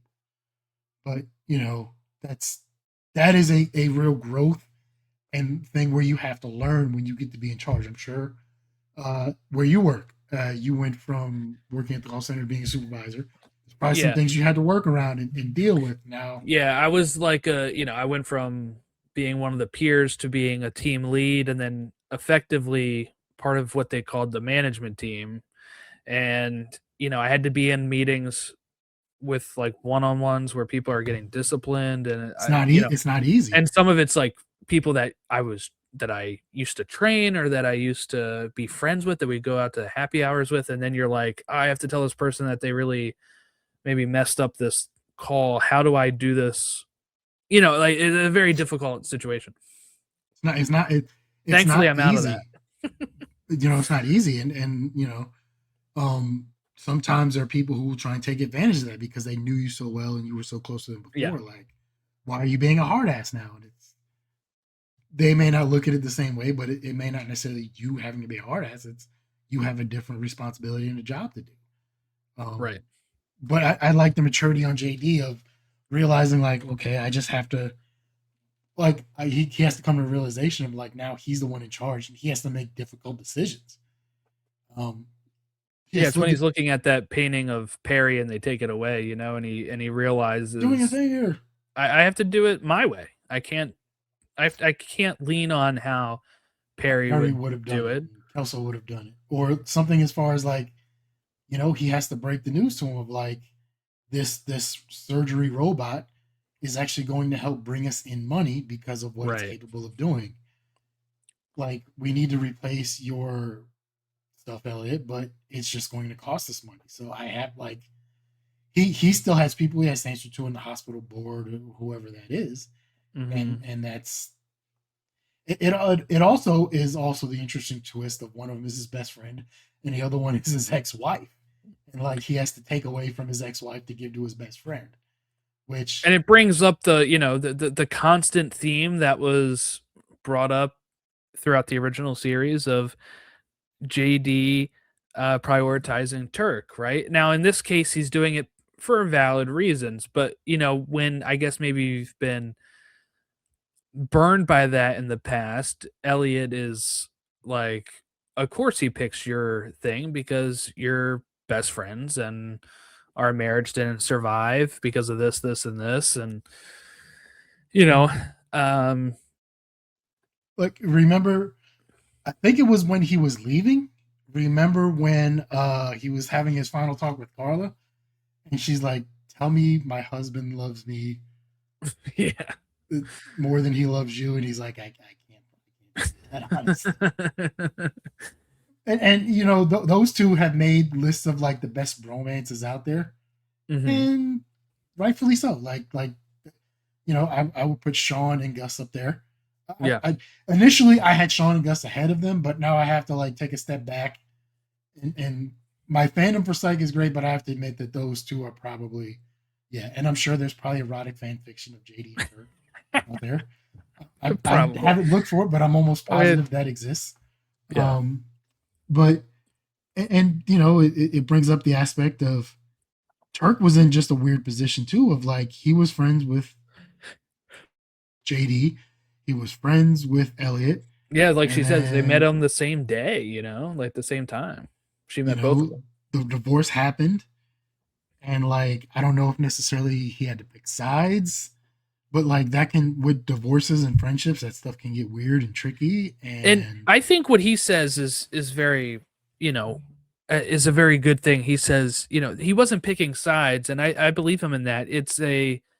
He didn't know how to be anymore. And I think there's some real truth to that at times when you're friends with somebody that is going through something like that, where you want to be friends with both still, and you're like, I don't know, like what am I supposed to do? Do I reach out to you? okay, Do I like does do I Elliot even still want to be friends with Turk after the divorce? Right, right. Because Like does you that's a think I'm just thought. automatically gonna take his side on stuff? Like, Like does is are the only reason we're friends because of JD, and now that right. he's not out of, like now that they're divorced, like does she even want to, because obviously we don't see what their home lives were like or what was happening, Hmm. but like does she even want to hang out with him? Does she really want to talk with him, or just keep it professional? Like that's just a weird situation to be under. And you know, I'm sure he has his own, like that's not easy for either of them to have had dealt with before.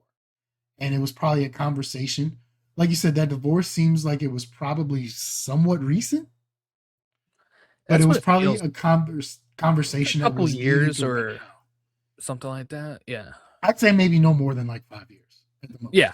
most. That's what I would feel. It's like that it's gotta be more in the 1 to 3 years, I feel like Yeah, probably I'd range. put it 5 years at the most.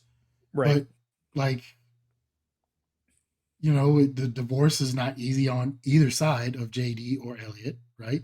So I'm sure she's had her days of being up and down. But like, you know, I mean, does he go over there like, hey, how's it going? Do you want to talk about it? Like, Right. did because Elliot they've shown Elliot at times can be, and I don't really want to use this term, but I can't really find any other way to describe it. Her character can be a bit bitchy at times, Hmm. right? Rightfully so. Like not a knock against her, but like her character has had those some of those traits in there. Just that's how she was, right? Um, and being divorced is not easy. She may have had more of those days than previously, right? So how does, you know, maybe Turk at some point wanted to go up to her and talk to her, but she may not have been in the best mood because her feelings are, she's trying to deal with it, all this stuff. She's And very high obviously strung, she right? is, I mean, we but see that with the obviously frickin' but obviously there's still issues between her and JD, right? They right. like they don't really talk very much, or they were still somewhat aggressive towards each other. We saw in the first episode. Yeah. So does he feel maybe that he's good, like she's gonna take that out on him because he's JD's best friend? Like, you know, like you know, and not saying she wouldn't be like she has to deal with her emotions on her own. So you know, Hmm. there's no right or wrong way to deal with that, but that's not an easy thing. And I like to see that they are being friends on their own, and I don't think we saw them have much of a relationship in the previous series. I know we had JD No, and I think Turk. there'd be a We few had, storylines or but I think we had more of Carla and her being friends. yes. But I'd like to see the fact of those two having some sort of relationship, because the four of them were always around each other, and they had to be, you know, on their own. So All right. Let's see. So anything else about this episode that we needed to cover? He misses his dinner for himself so he can get on the phone with the insurance company. And we I have like the the running gag of the Valentina mistress. I like the advice he basically had to give to our British guy there of like, look, Yes. like I said, you're gonna, we do what we can, we do everything in our power to help these people, but like at some point we have to clock out, we have to leave that behind, otherwise it's not going to, and that's probably something these young interns are gonna have to learn on their own. In any job, you have those people who've done that job for years, and they're gonna give you bits and pieces of advice. Some of it you're gonna take, some of it you're just gonna look at like, yeah, like Mm-hmm. my first 15 years in the Army, I was on tanks, right? And I came in when I was 17. So my first duty station, I was 18, right? And I'm young and I'm spry and I can move. And the front slope of a tank is like 4 or 5 feet off the ground, 3 or 4 feet off the ground or whatever. And I used to hop and climb on the tank and I used to jump down off of it, right? And one of the old guys was like, hey, man, like you take care of your knees, man. Like you're not going to be able to do that forever. Like you got to learn how to get off it in a better way. When I was 18, I was like, dude, just old and broken. What the hell's he talking about? And then eventually, towards my later years, I was like, oh, this is what he was talking about. Then I found myself being that dude of like, hey, young man, like you got to find a better way to do that. Right. So like some things you can take. Uh, People can give you advice, but you have to learn on your own. And that was probably his best way of like, hey, we can't do this for every single patient who's going to come in with a sob story. And it's not necessarily a sob story, but they can't afford medication. They don't have the money, this, Yeah. that, or the other thing. Like, I'm curious, I can't remember, did we ever get like a pharmaceutical rep in the old series? Heather Locklear. Okay, yeah, we did. Because I think she ended up dating Perry for a little bit, right?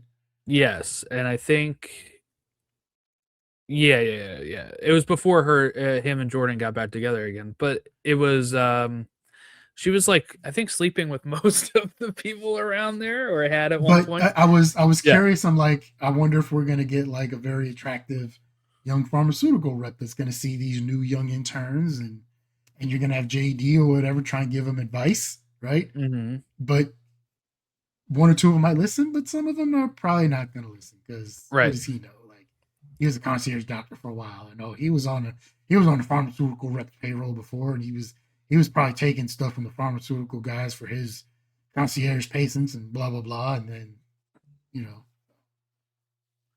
Did you hear the reference in the first episode to Dr. Mickhead?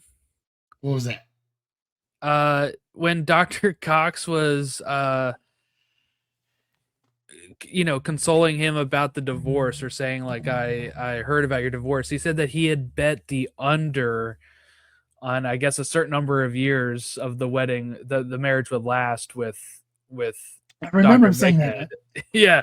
I don't So I remember. so that's who he bet with. So I wonder if we'll see Mickhead or some of these other. I would like to see more of the attending doctors. We've seen a lot, because before Cox was the one that was in charge of them, but Kelso was still above him. Like, I would like to see somebody that maybe JD can even delegate some of the teaching to. Not that he has to, but you know what I'm saying? Like, there should still be some more attendings down there, I feel like, or, resident doctors and stuff that should be hopefully popping up. One of the funniest lines ever in that whole series, though, of like Snoop Dogg intern. Where my hoes at? I haven't seen them. I don't know. Just, and I think they talked about that on the podcast too, where he's like, that was, I think even Zach Braff was like, I don't know how I managed to get that line out, but it was just funny. Yeah.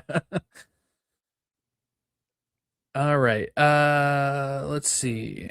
I'm going I'm through excited this. to see where the series goes, even if we only get this one season. But Yes. where do they go for the rest of the season? What kind of things does JD have to deal with? What kind of shenanigans are these interns going to deal with? What kind of lessons are they going to learn?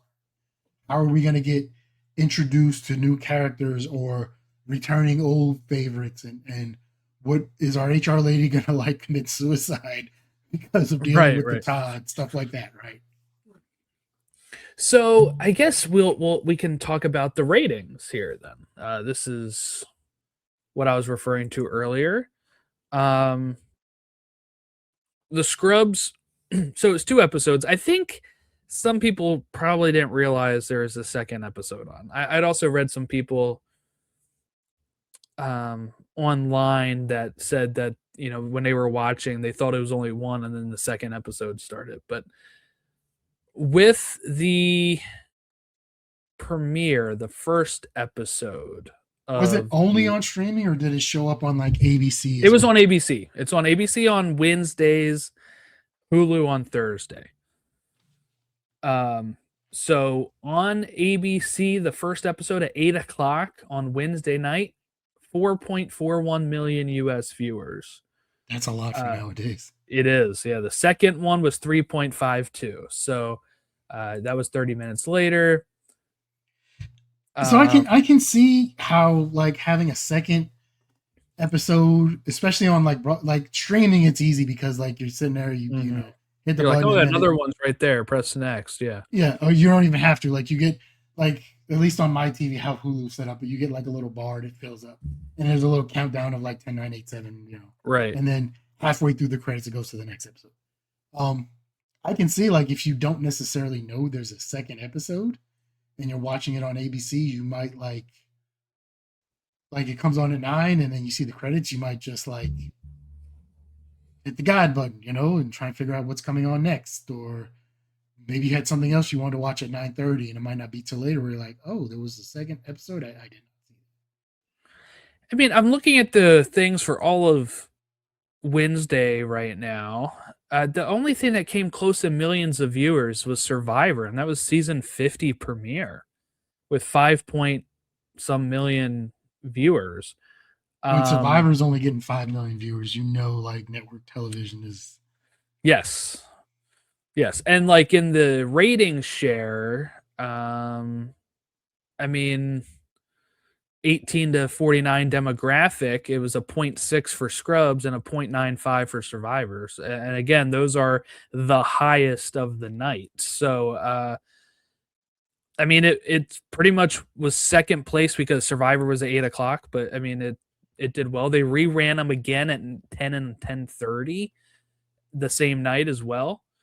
It's going to take a So lot to beat Survivor, honestly. Let's be it realistic. did, Especially you a know, season premiere of Survivor. But the what rerun even did 1.2 million, 1.3 million on the rerun 2 hours later. So, I mean, and then on top of that, with it being number one on Hulu for in the top 15, that means it's also, top 5, top 10, top whatever. Like it is the top show on Hulu I'll right be now. honest, Then I that's would have good. thought Survivor would have had more than just like a million viewer. More. Yeah. Yeah, I like Survivor at least previously. Maybe the network version isn't This is as, just what network TV is nowadays. It does not get the but it used to be a juggernaut. Like I've never watched it. I'm not in this reality shows of Survivor at all. But like, yeah, Survivor used to be a juggernaut. So I figured that's still.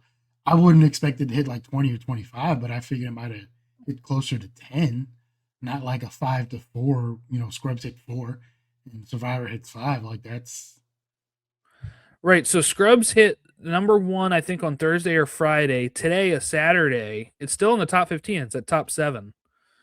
The shows above it are your standard like Grey's Anatomy, 9/11, Paradise, 9/11 Nashville. Like, I mean, 911. 911. Yeah. Um, Paradise, I know because I think that just had a is premiere it? too. That was Yes, that and was that's a a that was big a big Hulu one show. last year. So yeah, I can see that one being up there. So I But mean, it's looking good so far. That like if we get and look, they rebuilt. They spent so much money rebuilding that set. I would think most likely we're getting a second season anyway. But it I would mean, I think it would have to drop off big time for yeah, them to say no to a second season. I think if it can stay in the like 3 to 4 million range, um, like I said, the first most of the reviews I saw have been very positive about it. yeah. Um, I like the fact that they didn't just drop them all at once. I like the Hmm. I still like having appointment television. I like Yeah. my shows that come out on Sundays and Tuesdays. And I know when I get home on certain days, like I can turn on Hulu because that's the day this comes out. And on Peacock, this is the day this comes out, and stuff like that. So even with streaming, I like the fact that we have certain days for stuff and not just drop it all. So we're not doing the whole binge thing, talking about the entire first season of the reboot of Scrubs at once. Yes. Yeah, I think this is, knowing that every Thursday I will be able to watch an episode of Scrubs is good. And I was kind of worried about it at first because some of the wording was throwing me, because it'd be like some of the tweets would say Wednesday nights on ABC, stream all episodes on Hulu. And I'm like, does that mean they're putting all of them on Hulu at once and then they're also running them on ABC? But no, it's just next day Hulu. Yeah. They just kind of changed their wording for a bit. But probably next year it'll be next day on Disney Plus. Right. That transition is still supposed to happen at some point this year. At some point, yeah. Yeah, well, I'm really excited for it. I'm happy that we're getting it back. And if they bring Ken Jenkins back as Kelso next year, if they get a second season, I think that'd be a fun little check-in moment with him. I'm wondering if Cougar Town is canon, because for people listening, they mentioned that Gooch left Ted and ran off with Hooch. And are we going to see Kate Micucci as Gooch married to Hooch, or is that going to be referenced all? Is Cougar Town canon to Scrubs? Tell me. Here's the most far out one of all. Is Abed going to make an appearance? Yes. I was waiting for that episode in Cougar Town. I was like, I need to see it from this side now. If Abed, even if we just see him in the background, right? That'd be great. Maybe he doesn't talk because he's doing another show which I'm watching called Going Dutch. I was almost thinking it was the Animal Control show, but that's Joel. Yeah, it's Joel McHale, but he's doing he's playing a major in the army in a show called Going Dutch. So he might only be able to like pop in for a small guest appearance or something. But even if we just see him like wandering around the hall somewhere, like that'd be funny. Because Cougar Town is in the same universe as Community, and it's in the same universe as Scrubs. So, like, the Abed, it's Sacred Heart. That'd be awesome. All right. I guess we'll wrap it up here. We've went on for almost 2.5 hours talking Scrubs. But yeah, looking forward to it. We got the next episode is called My Rom-Com. We also know Rachel Bilson is going to be in this as a love interest for JD too. So, here's what we didn't talk about. His very first, the show starts out with him in one of his dream fantasies. Yeah. And I knew it too as soon as like it's like well, at first I thought he was legitimately like I thought like it was legit. The doctor now. Yeah, I thought it was legit, and then as soon as he's like, okay, we got him. And then something I was like, oh, this is one of his goddamn dream sequences. Yeah. And it didn't disappoint. I was like, yeah. The guy comes up off the table and he's like, thank you for saving my life. I'm feeling so much better. I was like, yes, we are back in, baby. This is Scrubs. The fantasies were great. And they mention it in the episode that they just released that I was talking about on the podcast, where I don't know if it's something we've already seen, but like, one of their producers of the podcast were like, there was a fantasy scene that was just crazy. And he said, oh yeah, Bill Lawrence called me when he looked at the budget sheets and he's like, you guys are going a little too big here on something. Like, what are you guys spending money on? But, because he had the Feelings Police one too, which I thought was really funny because he comes up with a motorcycle and he just starts making out with this guy's that he's originally defending. Yeah. He starts making out with that guy's wife. And that and then he even had like the James Bond ones, right? With the hat toss and like chopping off the head. Oh yeah, because the CGI on that was not great, but it's Scrubs. Like better than they could have done in 2000. Like it doesn't necessarily we don't need Marvel level CGI here, right? Like No, I know think it looks, technically it's yeah, announced when it's because goofier, it's better, I think. So yeah, but yeah, I like it. You had to make me the Asian little guy, whatever. yeah. You made it basically made him odd job. I was like, okay, yeah. I'm definitely interested to see where his relationship with that other doctor goes to, and how Yeah. that Constant relationship friction and is how it gonna work. builds. Yeah, I think eventually JD will win him He's gonna over. wear him down. Yeah, at some point. It might be years from now, but they'll have to introduce another foil at some point because I do think even if it's like a Cox and Kelso situation where I feel like they don't like each other, but like there would be times where they would legitimately back each other up if something Yeah. is going I, on. So I could maybe see we'll that. get to the point where they still may not like each other, but there might be a mutual respect Yes. between Yeah. the two of them. All right. Well, that is Scrubs, the revival, or season 10, whatever you're calling it. You can follow our episodes here. I think I just released the Running Man one. You did, because I just listened to it yesterday. There you go. So, what is next? I Love You, Man. Yeah, I Love You, Yeah, Man is the next I one. love you. And we referenced that when we talked about Jamie Presley earlier, and My Name is Earl. So people will hear more of that conversation in that episode, but just keep an eye on that in the next couple weeks, and we'll catch you next time on there. But it's always fun doing these bonus episodes and talking something fresh that neither of us has seen. I like this, the doing the stuff for the first time with that. Yeah, so if the Community movie ever happens, we can do one about that. But in the meantime, follow us on all of our social links below and keep an eye out for that I Love You Man episode dropping soon. We'll catch you next time.